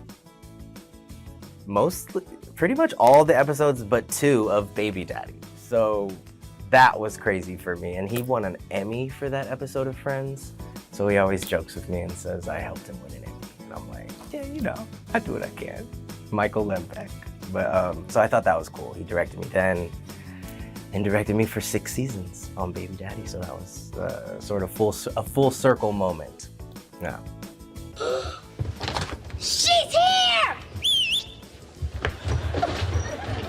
People bring up Friends a lot. The main picture message I get on my phone of like if someone's watching something that I'm in, it's mostly like Friends. And it's just like, a lot of the times it's like, why you didn't tell me you were in Friends? Or like, why you were in Friends? Like, or here you go again on Friends. I'm like, so it's just, that's like, I don't know, people like taking a picture of that one and sending it to me. But yeah, a lot of people bring up that episode. They play it all the time, so, but it's cool, it's awesome. Well, nostalgia is just awesome in general. I think in particular to the 90s and the early 2000s shows, I think people just miss that sort of tone and the vibe that shows used to have that like they really don't have now. And I think it's just because like people are a little bit more smarter now. We have more access to like things. So like shows and even cartoons become to like get more realistic in a sense. And like back then it was just movie magic. You know what I mean? Like you could do whatever, you could say whatever. And again, when you get older, sometimes you miss those old school moments of your life. So, you know, nostalgic old school TV shows and movies will always, you know, hold, special places in people's hearts because it takes them back to wherever they were when they watched it with their family, with their friends, so it's awesome, yeah. And it's cool because a lot of them are streaming now, so people can just, you know, veg out and watch, you know, Twilight Zone all day long, you know? I don't do that.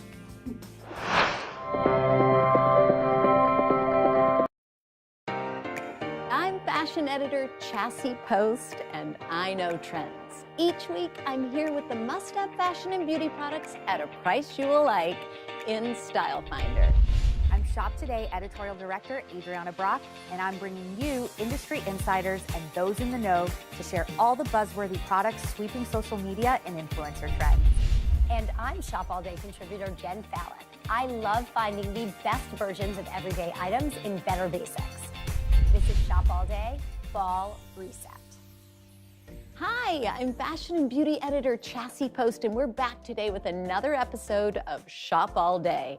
Now, next week is the start of New York Fashion Week, which is always an inspiring time for fashion lovers. Today, we've got you covered with some of our fave fall trends and key items that will have you stepping out into the cool weather in style. Literally.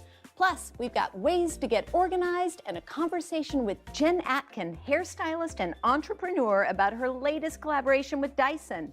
And remember, see that QR code at the bottom of your screen? You can use the camera on your smartphone to scan it for instant access to the products on the show today. First up, if you're not quite ready to give up your sweats, you kinda don't have to.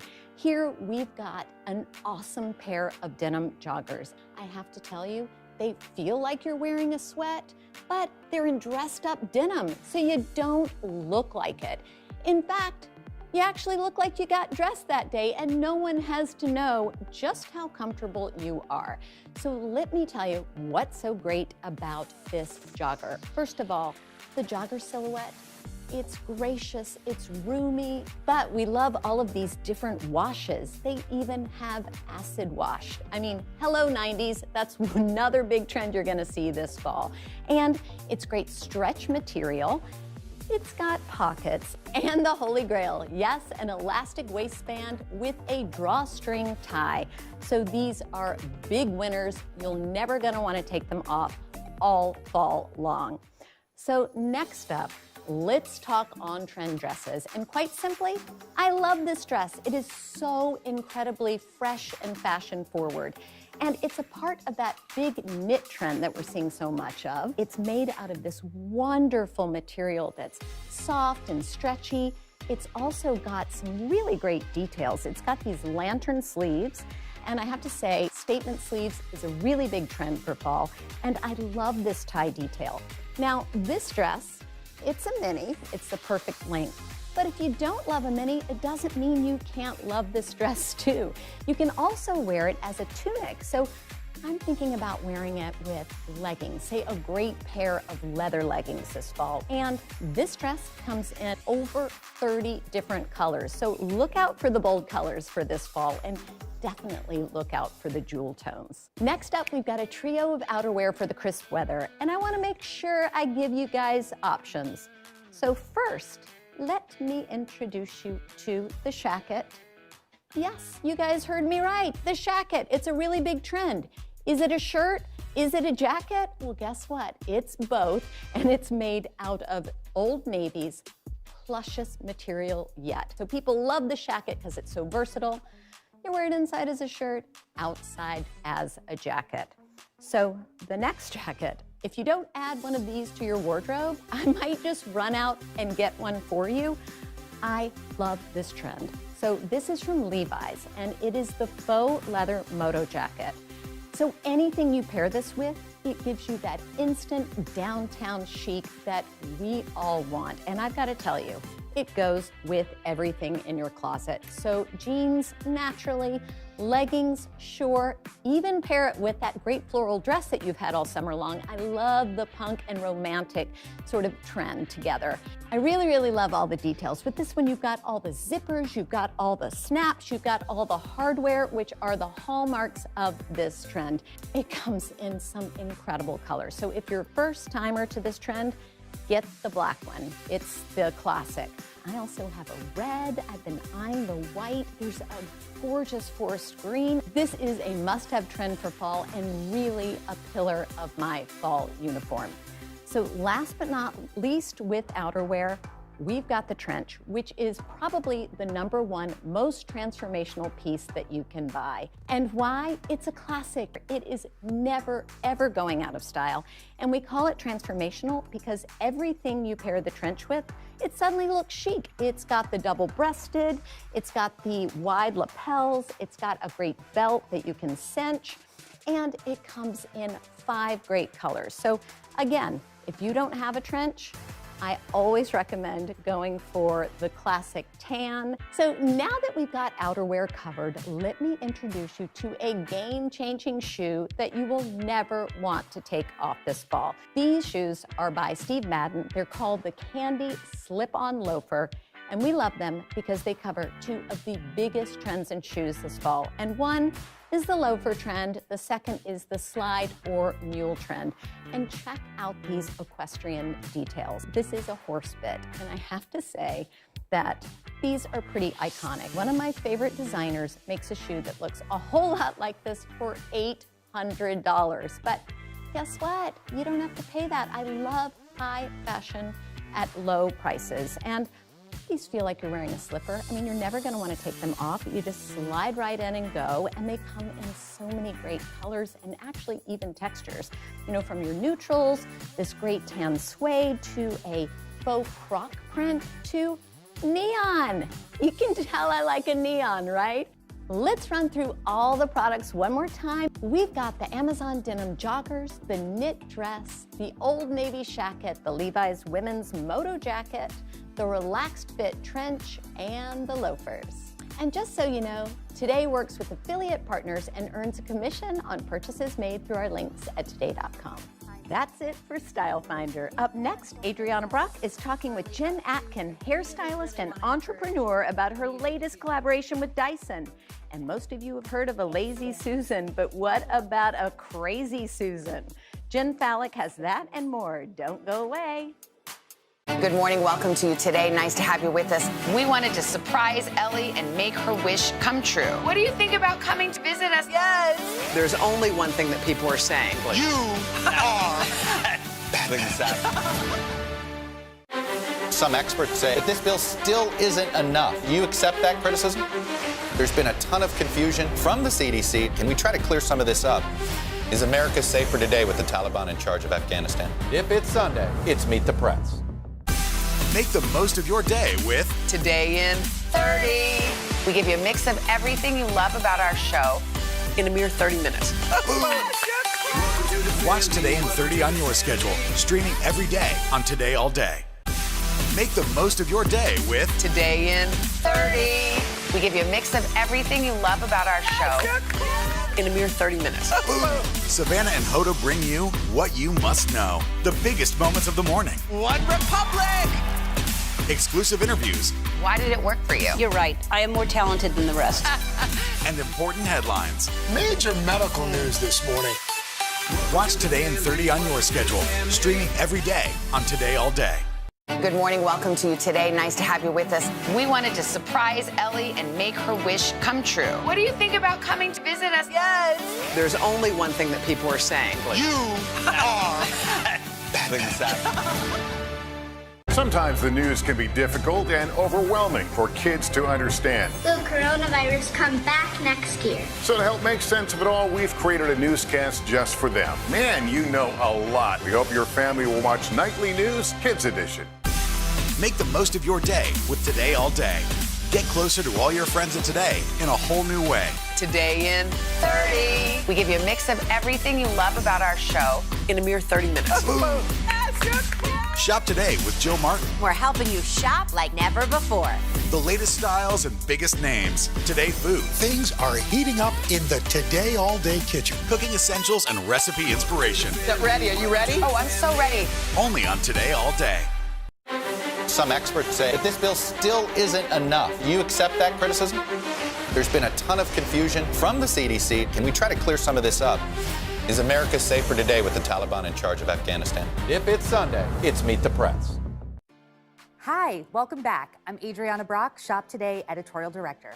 And this is Influencer Trends, where I'll be talking to industry insiders and they'll share their favorite products and must-have items to shop for right now. For many of us, summer is full of days in the pool and the ocean, which is definitely fun, but can leave your hair needing some love. And for the fall, I'm so happy to have Jen Atkin, celebrity hairstylist and founder of Way, to talk all things hair. And don't forget the QR code at the bottom of your screen. Just use the camera on your smartphone and scan it to shop these products. Hey Jen, thank you so much for sitting down to chat with me and talk about some stuff that you're working on.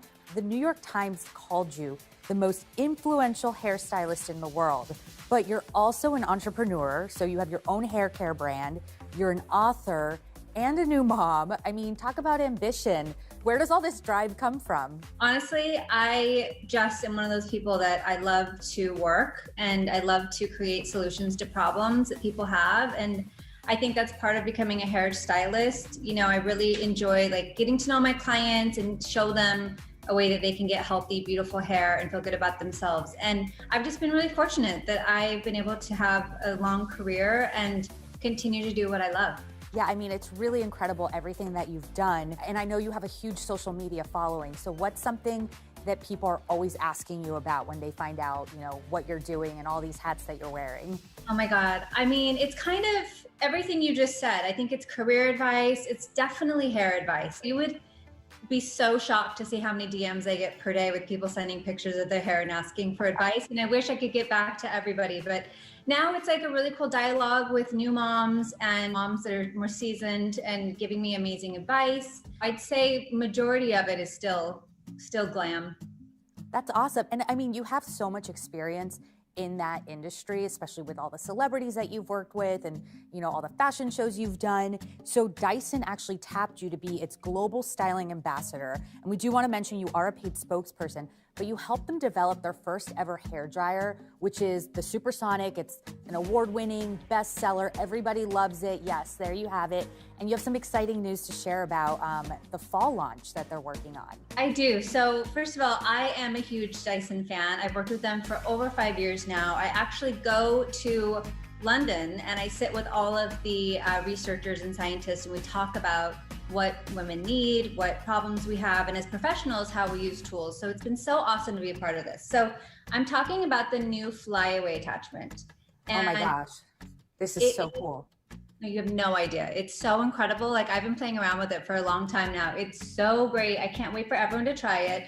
So basically it uses the Kawanda effect that Dyson is so known for. So it'll attract and lift the longer hairs to the front while it pushes flyaways down. So basically you'll just use it just like this and you can see your flyaways, especially for new moms who have that hair growth issue and breakage.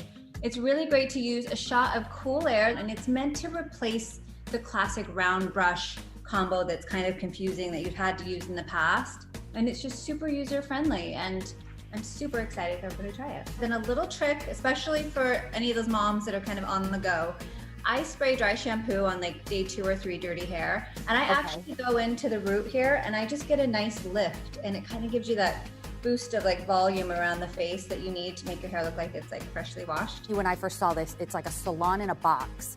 It comes with all these really great attachments in it. Tell me about these, because they all look really interesting. This is the best combo ever. I am obsessed with the gentle air dryer. I'll show you guys this first. So this is really, really good for if you have hair that's fine and you know, have sensitive scalp. It's really nice because it's just very gentle. And then we have the wide tooth comb, which is really easy to use. I know this one is one of my favorites. I use this quite a bit on clients. So this one is really amazing because it will lengthen curly and coily hair as you dry. And then we have the styling concentrator, which is like the OG. And what I want to just show professionals too is that you can actually turn, because I know some professionals like the nozzle horizontal and some like it vertical. You can use this however you'd like. And then my other favorite is the diffuser. which is super Love easy it for all the curls. Yep, so this is going to dispense air evenly around curls, and it helps to reduce frizz. This is such a great kit for everyone to have this fall, especially with that new attachment. But of course, no styling routine is complete without some hair care items. And now that summer is coming to an end and we're looking forward to fall, you have some Way products here to share with us to sort of help you repair all that summer hair damage. So for everyone that gets that like oil buildup, doesn't like to wash every single day, our detox shampoo is back in stock. It literally flew off the shelves in 2020. And it's amazing for really cleansing away dirt, oil, and product buildup. It's got apple cider vinegar and hair strengthening keratin in it, which is super, super helpful. Okay, and then there's also this leave-in conditioner, which sounds like a dream. So we have our original leave-in conditioner, which helps detangle, hydrate, fight frizz, and is good for all hair types. You also have some favorites here that are affordable finds that you can get sort of like online or at the drugstore. Tell me about these and how you use them. Okay, so first up, this is kind of one of my favorites in my kit. This is Maui Moisture Curl Quench and Coconut Oil Ultra Hold Gel. It's a mouthful. But basically, it's a gel that helps keep frizz at bay, and it coils hydrated hair. It coils, hydrates, and it actually is a crunch free. So that's going to be super helpful for to use with your new flyaway attachment. Oh, great. And then you also have this other one. It's the Got to Be Freeze Spray. If you look closely, you'll probably see a lot of hairstylists use this. It's been a favorite for pros for a long time because it really does the job. I know it looks like a party horn, but it really, really does the job. It is called Lasting Freeze Spray. It's $4.99. It's a hairspray. They say it's for outrageous hold that really lasts, and they're not kidding. It's like, you gotta be careful with this. So it's like the hairstylist secret that everyone has in their kit. It's really good for getting hair to like edges to lay down, and just to really look good for your hair. I love that. Well, thank you for sharing these products. And lastly, I have to ask you all about fall trends because fall is right around the corner. What are some trends that we can expect to see in the hair space? Oh my God. You know what's so crazy? I graduated in 1998. I shouldn't admit this, but all of the like 90s, I think we moved on from 90s hair, and now we're in this like Y2K grunge vibe where, you know, accessories are back. I think it's really fun to play with like curly updos. I really, really want to encourage people to use a diffuser because I have to say this curly, like fun, free, natural hair look is really, really back, and it's exciting. What about folks who may not have curls? If you have, you know, sort of straight hair or maybe some thin, fine hair, any trends for them? Healthy hair is so in right now. I can see your gorgeous shiny locks. It's all about length and shine, and I think if anything, the last year everyone's been hydrating from head to toe, and I think we've given our hair a bit of a break. No one's pouring on the bleach, and I think that we're going to continue to see the healthy hair being a huge trend. Awesome. Well, thank you for taking the time to chat through Dyson and your line, and thank you for sharing these products with me. Yeah, thank you for having me. It's such a pleasure, and good luck out there, everybody, getting your hair super healthy. Thank you, Jen. All right, let's run through all the products one more time. We have the Dyson Supersonic Hair Dryer, the Way Detox Shampoo, the Way Leave-In Conditioner, the Got to Be Glued Blasting Freeze Spray, the Maui Moisture Curl Quench and Coconut Oil Gel. And just so you know, Today works with affiliate partners and earns a commission on purchases made through our links at today.com. Up next, Jen Fallick is bringing you better basics. Stay tuned. Make the most of your day with Today All Day. Get closer to all your friends at Today in a whole new way. Today in 30. We give you a mix of everything you love about our show in a mere 30 minutes. Shop today with Jill Martin. We're helping you shop like never before. The latest styles and biggest names. Today food. Things are heating up in the Today All Day kitchen. Cooking essentials and recipe inspiration. Get ready. Are you ready? Oh, I'm so ready. Only on Today All Day. Stay connected and stream the news you need with Xfinity X5. Our top story is unfolding right now. The fast speed you depend on and a reliable connection for all your devices, whenever and however you watch with Xfinity X5. Good morning. Welcome to Today. Nice to have you with us. We wanted to surprise Ellie and make her wish come true. What do you think about coming to visit us? Yes. There's only one thing that people are saying. You are Sometimes the news can be difficult and overwhelming for kids to understand. Will coronavirus come back next year? So to help make sense of it all, we've created a newscast just for them. Man, you know a lot. We hope your family will watch Nightly News Kids Edition. For breaking news in our changing world, download the NBC News app. Today is now a podcast available every morning. Listen wherever you get your podcasts. Meet the Press Chuck Toddcast. Free wherever you get your podcasts. Good morning. Welcome to Today. Nice to have you with us. We wanted to surprise Ellie and make her wish come true. What do you think about coming to visit us? Yes. There's only one thing that people are saying. You are exactly. Good morning, everybody. Welcome to Today. Futures look bright. Are you ready? We're going to do our part to spread the word on the importance of vaccines, so crucial for reopening America. A big day around here. A very special naturalization ceremony. Many of them doctors, nurses, other essential workers. If you are a nurse, thank you. Spring has sprung, guys, and we want to fill this season with some fun and surprises. Yes. This is the face of excitement. Celebrating Earth Day. Let's change the world. Love it! Make the most of your day with Today in 30. We give you a mix of everything you love about our show in a mere 30 minutes. Watch Today in 30 on your schedule, streaming every day on Today All Day. Hey everyone, welcome back to Shop All Day. I'm Shop All Day contributor Jen Fallon. We have everything you need for a fall reset. It's spring for cleaning, then fall is for organizing. So I'm bringing you my favorite ways to get ready for September. And see the QR code at the bottom of your screen? You can use the camera on your smartphone to scan it for instant access to the products in the show today. So let's get to it. We are starting with a total Instagram made me do it purchase for your pantry. And guess what? I don't regret this purchase at all. It's awesome. This is the Zevro dry food dispenser. Not only does it look like you're some, professional, gourmet, super organized, amazing superwoman, but this dispenses exactly about an ounce of cereal or dry food each time you twist it, so it really helps with portion control. I love how this makes it easy at a glance to know how much of something you have left, and it's airtight, so it keeps everything fresh in there. This is a definite pantry upgrade.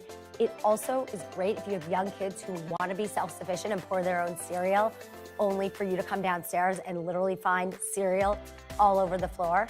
Now we are going from the pantry to the fridge, and these are Rubbermaid Produce Saver containers. I use these in my fridge and I have for years. They are game changers. They keep your produce raised slightly so that there's good airflow, and they keep things fresh. All you need to do is take the produce, put it in there. I wouldn't chop it up. That's my little insider tip. The best thing to do to make it last as long as possible is kind of leave it sort of like this, how we've got our lettuce here. You want to take the produce as is, put it right inside, and it's going to stay fresh for so much longer. And they stack on top of each other, so it's a great space saver. Now, let's get on to my favorite thing to do as we head into the fall, organizing. These are my go-tos. Everything here I swear by in my own home, and I have for a while now, and they have totally changed the way that I feel like my house is organized, and I'm able to kind of run my household much more calmly because I have these things in place. So we are going to start with the Utopia Crazy Susan, and check it out. It spins. I love this because you can use it anywhere in your house. We have it in our pantry. I have it under my sink. I put it in my daughter's rooms for all their accessories. It's amazing because it's so versatile. It's adjustable with the height, so you can have it be a little lower, you can make it a little bit higher, whatever you need to access things that sometimes get hidden behind other things. Makes it so you can see it all at a glance. You also have these little bins, so you can customize it. Use one bin on the bottom, one on the top, or no bins at all, and simply put your condiments on top. And with a simple spin, you know if you have ketchup, barbecue sauce, and tomato sauce, or if you need to make a grocery run. Now, the next item here is something that I never thought I would own in a million years until I bought one and realized it is a game changer. This is a P-Touch label maker. I now am the person that labels everything. And the reason that I love this one so much is because this one has different options of styles, sizes, fonts. You can put in cool, fun color tape. I never liked it when I associated a label with just always looking really boring and generic. But when you can customize them and make them fun, even my kids like getting involved in deciding what fonts they want to use and what little graphics they want to do. But once there's a label there and I have to look at it before I put something in, it kind of holds me accountable. Like, I'm not going to put a knife in the fork bin. Having a label just calls out to you to remember, even when you're doing a million things, exactly what goes where, and it keeps your home so much cleaner in the process. Now, I probably own like 100, maybe more, of our next Better Basic. These white plastic storage bins, I buy over and over and over again. Why do I love these so much? Well, let me count the ways, but I'll start with this. They come in a bunch of different sizes. I feel very, very strongly that when you're going with an organizing, system in your house, you need to keep it consistent, because even if you're using bins in one room now, you don't know if your needs are going to change 2 years from now and you're going to want to move those bins into another space. You want them all to be uniform. It looks neater, it feels better. There's just something about it that makes such a difference for me with staying organized. I like that they're open on the top, so you don't have to be so precise about what you put inside. They also have handles, they're super durable, and they're so easy to wipe clean. I cannot rave enough about these bins. I know a white bin seems like a white bin is a white bin is a white bin, but trust me, from someone who has bought so many bins over the years, these are the ones that I keep going back to time after time, because they just work. They're great. So next up, we're going to talk about transporting food, lunch, snacks, whatever it may be. Kids are going back to school. Many of us are returning to work. And I've got the best ways to transport that food, starting with this Bentgo Kids Lunchbox.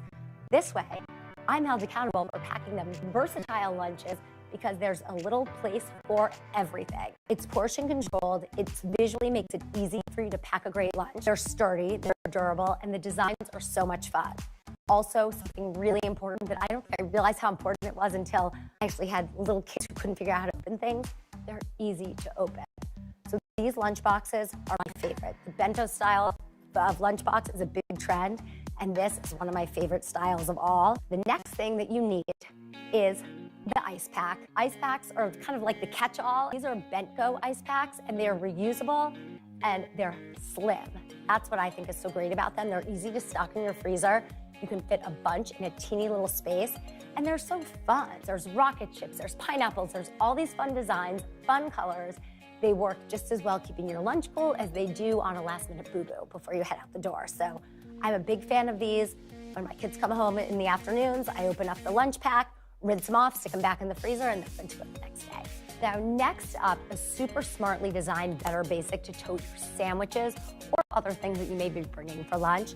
This is from Stojo, and Stojo is known for their collapsible designs, which is so smart because it makes storing these pieces take up minimal space. And also, when you're on your way home in the afternoon, after you've eaten your snack, your lunch, whatever it may be, you can flatten this up and put it back in your bag. And so again, it just takes up less space, whether on the go or at home storing things. This is perfectly sized for a sandwich. So it's technically called the sandwich box, but again, you can fit tons of things in here. There we go, perfect size for a sandwich. But it's also great if you're bringing, a salad or other dry foods. You can put anything in here, put snacks in there. It's gonna keep everything locked and leak-proof, easy to clean, lightweight. Again, having something that's lightweight from the get-go is important, because once you add stuff inside, you don't want to be weighing yourself down. And there's lots of cool colors to choose from as well. And finally, I am a backpack fanatic, you guys. Even though it's been years since I needed a back-to-school backpack, I pretty much prefer backpacks for everyday toting and running errands to any other bag. But I love, again, that it just makes me hands-free. I can carry a ton without feeling weighed down. I get hands-free to use my phone, to hold my kids' hands. And this backpack is a total win. It's great for kids, but it's amazing for adults also. Super spacious, really sleek design. It actually feels like it could be men's, women's, kids, anyone can use this backpack. It also has a USB charger in there. So while you're on the go, you can easily charge your devices. There's wonderful pockets. I think pockets are super important when it comes to a backpack. This has a place for everything. Again, really timeless design, durable, and that USB charger is a win. And by the way, it's waterproof. Let's go through these products one more time. And you can use the QR code to get instant access to these items. We've got the dry food dispenser, the Rubbermaid produce saver containers, the Crazy Susan, the label maker, the white plastic storage bins, the Bentgo Kids Lunchbox, the reusable ice packs, the Stojo sandwich box, the waterproof backpack with USB charger. And just so you know, Today works with affiliate partners and earns a commission on purchases made through our links at today.com.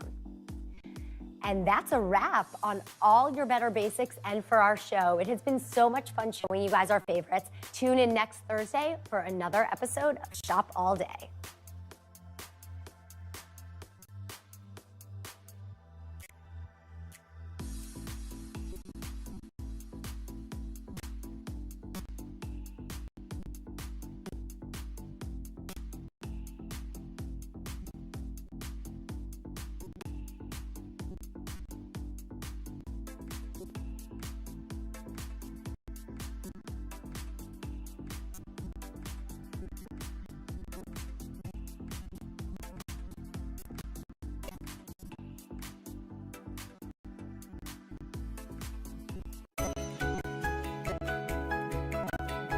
Welcome to our Today All Day special, The Upside. I'm Craig Melvin.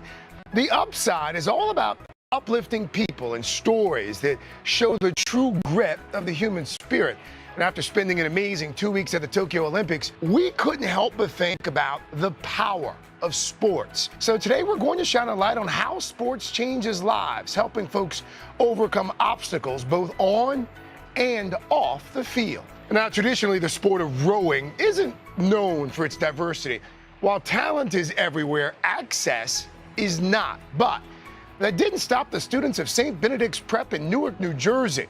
With the help of a dedicated coach, they changed all that. And as you'll see, the school has a bit of a habit of turning tradition on its head.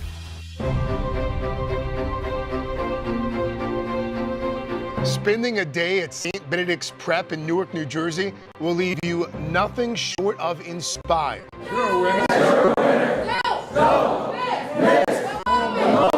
Heart and hustle are everywhere. Thanks on 3. 1, 2, 3. On campus and 4.5 miles off. Yes, that's what I want. On the Passaic River. You're making a change if it feels uncomfortable. That's where you'll find Coach Craig White. I graduated from St. Benedict's. I live in Newark. I've lived in Newark my whole life. What makes St. Benedict's Prep different is everything. And he's not kidding. The students take charge here. So when one asked him to start a crew team, he had no choice but to take it up with the headmaster, Father Leahy. And I told him, I said, no, crew's too expensive, Craig. We can't do crew. One day I was walking around the property, walked through a door and tripped over an erg. So I called Craig. I said, Craig, what the heck is the erg doing here? Oh, somebody just gave it to me. Great, have some story, right? Ergs kept multiplying. And then one day I look across my room in the monastery, just thinking, 8-man shell. Craig, he just ignored me. So now you're here doing a story on the crew team. What started as a leap of faith is now a 10-year success story. We're consistently getting higher and higher and higher and higher up the rankings. Our kids this year, they advanced to the semifinals at Stotesbury Cup for the first time in a decade. I never really imagined that I could be a part of something so big. When I got to the team, I was just surprised that, wow, this actually exists. And that was really one of the first things that I could dedicate myself to. That dedication got Yamil, Jaden, and Alvaro a ticket to U.S. Rowing's Olympic Development Program. And now they're dreaming bigger than they could have ever imagined. My dream one day is to make the Olympics. I would love to go to the Olympics. My dream is to make the Olympics. If one of my kids is on the Olympics, I'm probably gonna break the television. Screaming and throwing stuff, but it's great. Do we have a future Olympian in this group? Yes. Yes, we do. Yes, we do. While gold medals would be nice, Coach White says it's the character building on and off the water where the real magic happens. Every time I have to do something hard, I think about it. I've been in the erg for 90 minutes straight before. I just think about that and be like, okay, I can do this. If I can do that, if I can do 90 minutes in the erg, I can definitely do this. What we do on the water every day, without question, changes lives. When the kids come to us and they're part of the team, they change for a couple of reasons. One, first off, they learn and they understand that I have power to make my life better. It's not just about the sport, It's about, am I making myself better? Not just interpersonally, but am I becoming a better athlete? Holistically, better. Is my technique improving? Are my grades improving? Is my relationship with my family improving? And every generation of kids, every year, they raise the bar. And they do that themselves. But they'll tell you, none of this would be possible without Coach White. He's like the guy. the guy. He does a lot for us. He sacrifices a lot for us. He's like a second father to me. These kids are so grateful for everything. They're grateful for each other. They're grateful for the experience. And you could literally ask them to move mountains, and they'll do it. From changing lives to changing the world of rowing to recognize the value of diversity in the sport, Coach says he's just getting started. The rowing community in our country in particular struggled. It struggled to be able to diversify the sport. You know, our kids get hooked the minute that they get in the boat. So all we have to do is to provide access, you know, open a door. And then once the kids walk through it, they want to do it every day. I want these kids to have whatever they want. I want them to be able to grow into the world. They have the grit, they have the intelligence, they have the work ethic. So to be able to share myself and my family and my time with these kids, to be able to watch them grow, to be able to do what was done for me to another generation of young people. What else is there? It has been a long year. Yeah, where it's been anything but normal. Well, now there's hope. The COVID vaccines. I know. It's been a little confusing. Like really confusing. So it's more important than ever to make a plan. Visit planyourvaccine.com to find out where and when to get your vaccine. What are you waiting for? Roll up your sleeves and plan your vaccine. Plan your vaccine. Plan your vaccine. Good morning, everybody. Welcome to Today. Future's looking bright. Are you ready? We're going to do our part to spread the word on the importance of vaccines, so crucial for reopening America. A big day around here, a very special naturalization ceremony. Many of them doctors, nurses, other essential workers. If you are a nurse, thank you. Spring has sprung, guys, and we want to fill this season with some fun and surprises. Yes. This is the face of excitement. Celebrating Earth Day. Let's change the world. Love it! Make the most of your day with Today in 30. We give you a mix of everything you love about our show in a mere 30 minutes. Savannah and Hoda bring you what you must know. The biggest moments of the morning. One Republic. Exclusive interviews. Why did it work for you? You're right. I am more talented than the rest. And important headlines. Major medical news this morning. Watch Today in 30 on your schedule. Streaming every day on Today All Day. Skateboarding made its Olympic debut this year, but it's a 46-year-old newcomer and mom of two who has everyone talking. Known by her alter ego, Auntie Skates, Orby Roy's uplifting and inspiring skating videos have gone viral on TikTok, proving she's not your average auntie.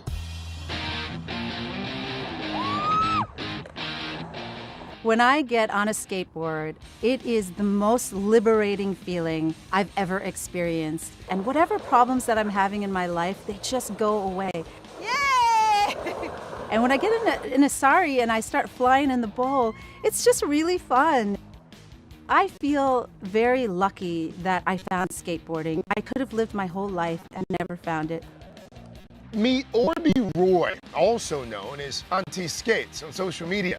She's a 46-year-old mother of two who started to skateboard just 3 years ago. When I started skateboarding as a family, I started an Instagram account just to track our progress for fun and feel good about us as a family skateboarding together, and it made me really happy. Then in January of 2021, it was a particularly dark period for, I think, a lot of people with COVID, and everybody just seemed depressed. People weren't even hiding it anymore, and myself included. I think that mental health, everybody's mental health was suffering. So I created Auntie Skates as a way to spread joy and positivity. I started a TikTok account. I had never even been on TikTok before, and I took a character, Auntie, and I just started posting really fun, uplifting videos. I had created the character Auntie some time ago in improv, and I may or may not have been disciplining my children with that accent. Hello everybody, it's Auntie. I'm out in the cold weather in Canada to do a rock to fakie. First try. Ready? That was one piece of it. And the other piece of it was I was getting on Instagram more, and I started following young South Asian women. And I started to notice that they were complaining often about auntie. And every culture has that toxic person in their lives, the person that tries to bring them down, the person that's always judging them, you know, the person that says, why aren't you married yet? And every culture has that, my culture included. So why not be the person that builds people up? And that's why Auntie Skates was created, specifically. And it wasn't just her age that made her stand out in the skate park. As a South Asian woman, I do wear traditional dress often for special occasions, weddings. Any chance I can to wear a sari, I will wear it. A sari is a traditional Indian outfit that women wear, and it's a long piece of cloth that you wrap around yourself. It comes in really bright, vibrant colors. I like to have fun as a skateboarder. I like to have fun as a mom. And I took Auntie Skates a little bit further, and I put Auntie in a sari, and I skated the bowl. Orby didn't realize the impact that she would have on others. It was the comments that people were leaving, from the 40-year-old man who used to skate as a kid and bought a board because of me, to the young Indian girl in a village in India who said, if you can do it, I can do it. It resonated with so many people in so many different ways. Roy was always someone that took risks, even when she was a young girl. My parents are immigrants. They came to this country in the 60s, and I think when they came to this country, they had culture shock. They didn't really feel comfortable raising a daughter in a new, more liberal country, and I think what happened was they kind of doubled down on their old school values. They were doing what they thought was best for me, and they were setting some standards based on their own fears. And the great thing about my parents is that they learned from their mistakes. Yes, I got a computer science degree. Yes, I worked on Wall Street. But that day that I called my father and told him I was walking away from this job, and he supported me, and my mom supported me, I knew that I would always have my parents' support no matter what crazy thing I did. And with Auntie Skates, the fact that I was doing skateboarding in the first place, they were behind me immediately. Sadly, Roy lost her beloved father, Shamit, this year. I've always leapt before I looked, and the reason why I've been able to do that is because of my father's support. He always had my back, and he would gently guide me. Family support has always guided Roy, and it was her husband, and ultimately becoming a mother, that made her want to pick up a skateboard and try. When I first started talking to Sanjeev, skateboarding came up right away. He told me he sprained his ankle skateboarding and he couldn't come and meet me and that I should come and meet him. And I immediately asked him, are you a pro skater? I had no concept of adult skateboarding. And he said, I'm not a pro skater, I'm an adult skateboarder, I just like to skateboard. She just fell in love with it. Next thing you know, I get a text message of her dropping in on a quarter pipe and and like falling on her butt and laughing. And yeah, I think that was it. That hooked you. When we're sessioning, which is a bunch of us skating together, we just feed off of each other's energy and we push each other to try new tricks. We celebrate together, and we also push each other a little bit. Why not? Roy believes skateboarding has actually made her a better parent. Let's go! Yeah! I can do it! What's up? There's a lot of life lessons to be learned in skateboarding. I've watched my kids' confidence grow so much as they skateboard. And they also learn a little bit about perseverance. You're not going to get something right away. It's not going to be handed to you. Sometimes I'm mad, sometimes I'm frustrated. Mama, you say I'm the drama queen. I am the drama queen. They see all the emotions that I go through and they see me get through it. And that's what they're mimicking that behavior now. Sometimes people are at the skate park and they're a little bit nervous. And I always go to those people and say, how are you doing? Do you need some help? And now they do the same thing too. And just the fact that they have compassion and empathy and that they've learned that, it makes me so proud. It makes me so proud. That's parenting 101, I guess. People ask her, "Are your kids embarrassed of you starting this thing?" And we're not. Like, we're really proud of her. Like, there's no reason to be embarrassed. Like, if you have like a super cool parent or a super cool mom, be proud of it. As a 46-year-old woman who gets into a bowl and skates in a sari, I want people to know that you can do anything you want. Be kind to yourself and follow those dreams. Do that thing you thought was too late to do. Do the thing that makes you happy. Auntie believes in you. The Meet the Press Chuck Toddcast, free wherever you get your podcasts. Sometimes the news can be difficult and overwhelming for kids to understand. Will coronavirus come back next year? So to help make sense of it all, we've created a newscast just for them. Man, you know a lot. We hope your family will watch Nightly News Kids Edition. Good morning, everybody. Welcome to Today. Future's looking bright. Are you ready? We're going to do our part to spread the word on the importance of vaccines, so crucial for reopening America. A big day around here, a very special naturalization ceremony. Many of them doctors, nurses, other essential workers. If you are a nurse, thank you. Spring has sprung, guys, and we want to fill this season with some fun and surprise. Yes. This is the face of excitement. Celebrating Earth Day. Let's change the world. Love it! Sometimes the news can be difficult and overwhelming for kids to understand. Will coronavirus come back next year? So to help make sense of it all, we've created a newscast just for them. Man, you know a lot. We hope your family will watch Nightly News Kids Edition. Today is now a podcast, available every morning. Listen wherever you get your podcasts. Good morning, everybody. Welcome to Today. Future's looking bright. Are you ready? We're going to do our part to spread the word on the importance of vaccines, so crucial for reopening America. A big day around here, a very special naturalization ceremony. Many of them doctors, nurses, other essential workers. If you are a nurse, thank you.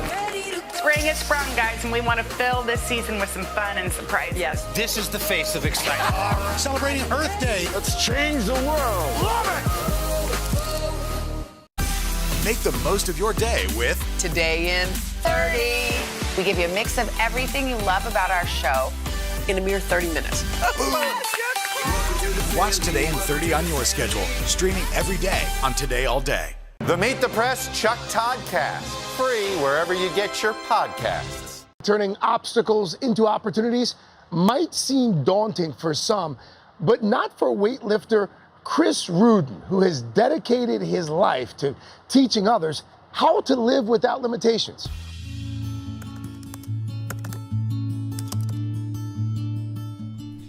A lot of people know that I was born with a disability, but a lot of people don't know the story behind the glove and why I've kept it on for so long.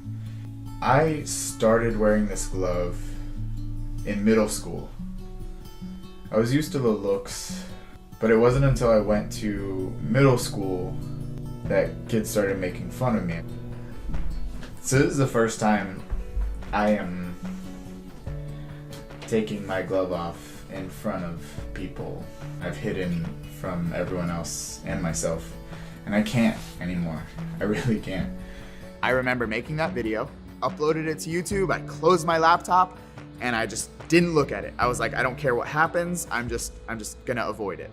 And I woke up to being on the front page of YouTube, on the front page of Reddit, and all over the internet. Washington Post picked it up, and just everyone ran with it. This is me. It's a part of me. It's something I have to learn to fully accept. And I guess you do too.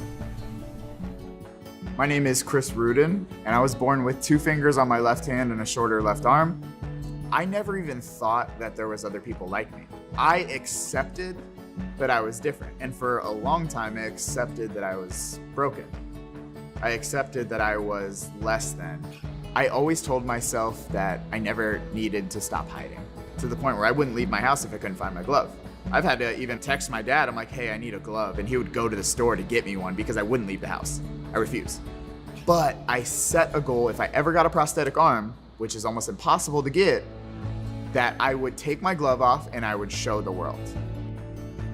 Since my last post, I have been invited to be on a TV show hosted by The Rock. I never thought I would take my glove off and show people my disability. I'm here for every kid that's afraid of being different, every kid that's afraid of the way they look or the way they are.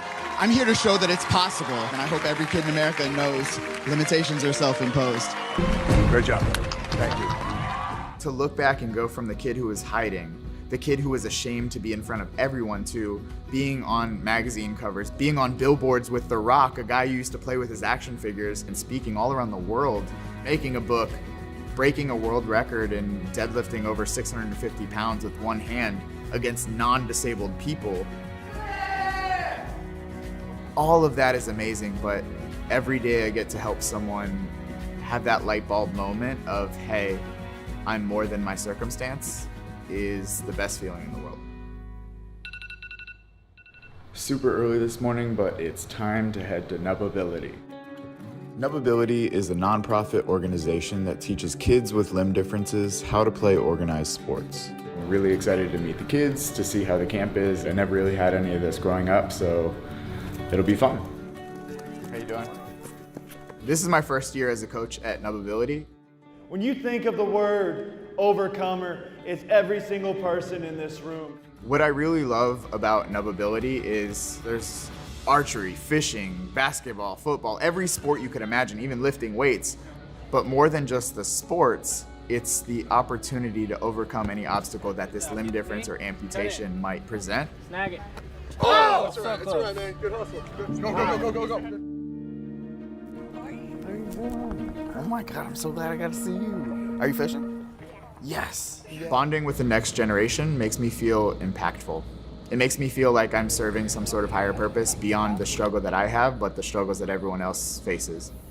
You can reel up the line a little bit. Come on, you gotta know we're gonna catch fish. Mr. Chris is awesome, kind, sweet, nice to others. Mr. Chris is one of my most favorite people in the world. Got it. Reel it in. And the most funnest one I've ever met. Boom! Boom! That's a catfish. Good job. One more time. All the way down. Chest up, knees out. Up. Good job. Good job. I'm stretching. I was teaching kids strength and conditioning, but what I was really teaching them is unwavering confidence. Up. Let's go. The ability to be resilient and the ability to adapt for any circumstance. The most fulfilling moment today was definitely watching this guy who was definitely taken aback by like everything. He deadlifted for the first time in his life, and he was emotional. He was definitely emotional, and it got me to watch a kid go from being timid to confident. You just did 4 different workouts in 2 seconds. That was cool. I love that light bulb moment that took me 17 years to happen. It takes them a few minutes. Look at you doing pull-ups. It's important not to hide who you are, because in hiding, you'll never discover who you actually are. All you will be is a carbon copy of everyone else, and the world has enough other people, and the world doesn't have any of you. Good job. So why rob the world and the next generation of the potential and the reach and the impact that you can be by being yourself? Being seen makes me feel like a person who's not broken. And the biggest moment of feeling seen was when I looked at my mirror and I wasn't ashamed of what I saw anymore. The upside to my story is, regardless of what life throws at you, there's always a way to make it to the top.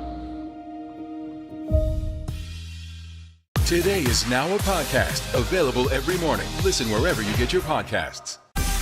Make the most of your day with Today All Day.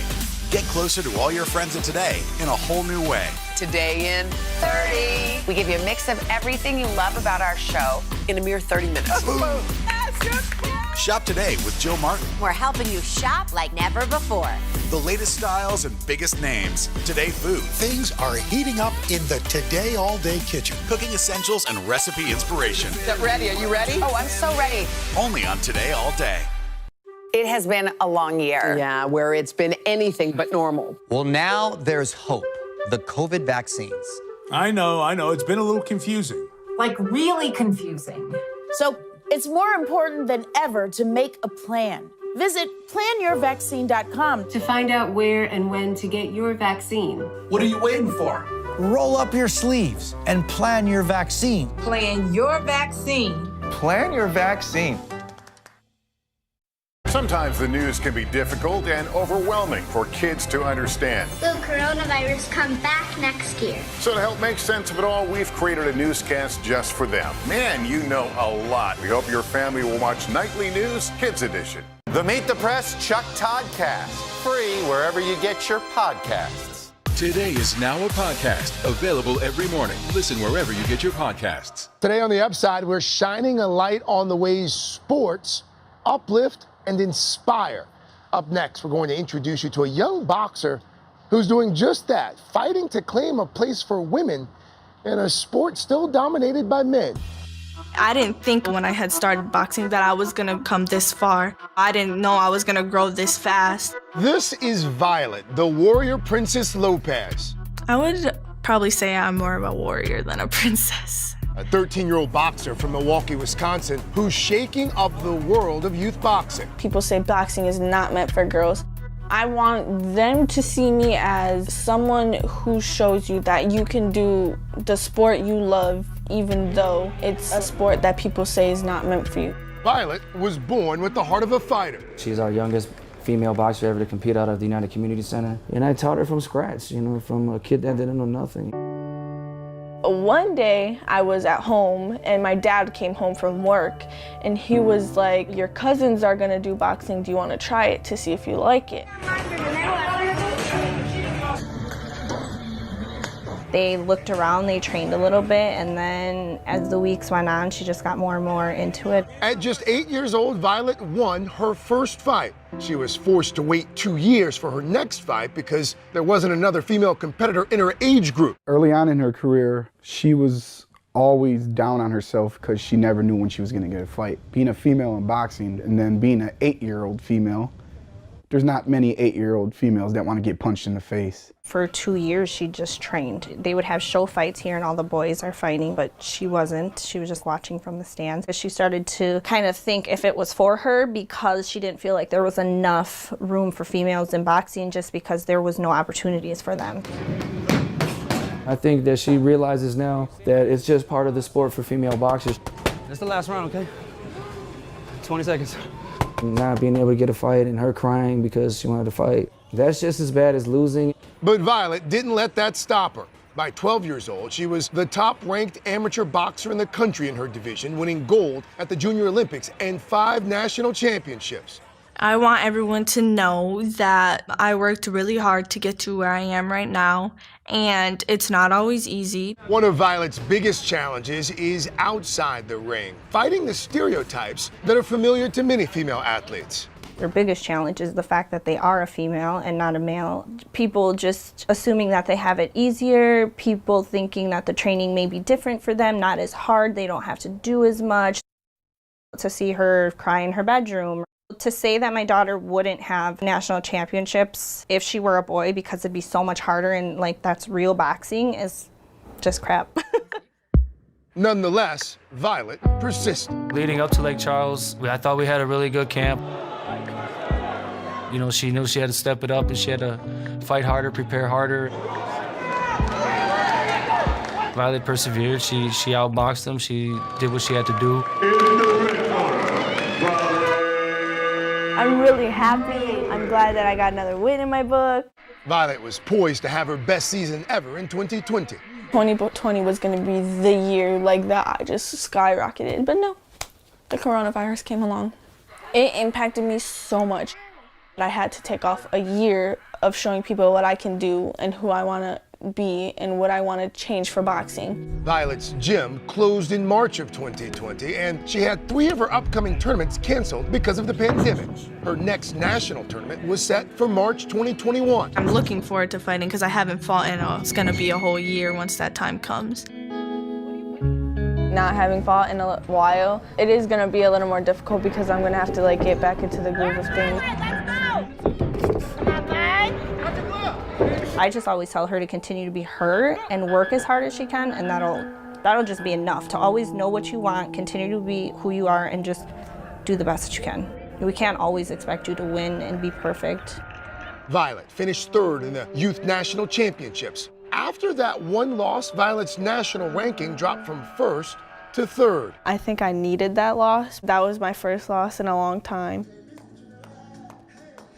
I gotta work harder because I want to get back to the #1 spot because that's where I should be. I'm graduating 8th grade, so I'm gonna become a high schooler in a few months. My birthday is coming up too, so I'll be 14. I'm beyond proud. I'm beyond proud. There's not a word. For what we've accomplished and for what we've done together, I just don't feel like people can take that away from me. In July, Violet's home gym reopened, and she earned a bronze medal at the 2021 Junior Olympics in Lubbock, Texas. Next up, she's aiming for that #1 ranking. My goal is to get my #1 spot back because that's what I want, period. Probably cause I am a star and I got what it takes. Cause I'm finna go far, finna win first place. That's it for us on the Upside, Power of Sports. Hope you walk away inspired by the incredible people and stories that we showcased today, proving that you don't have to be an elite athlete to experience the life-changing power of sport. Hi, everyone watching Today All Day. Thanks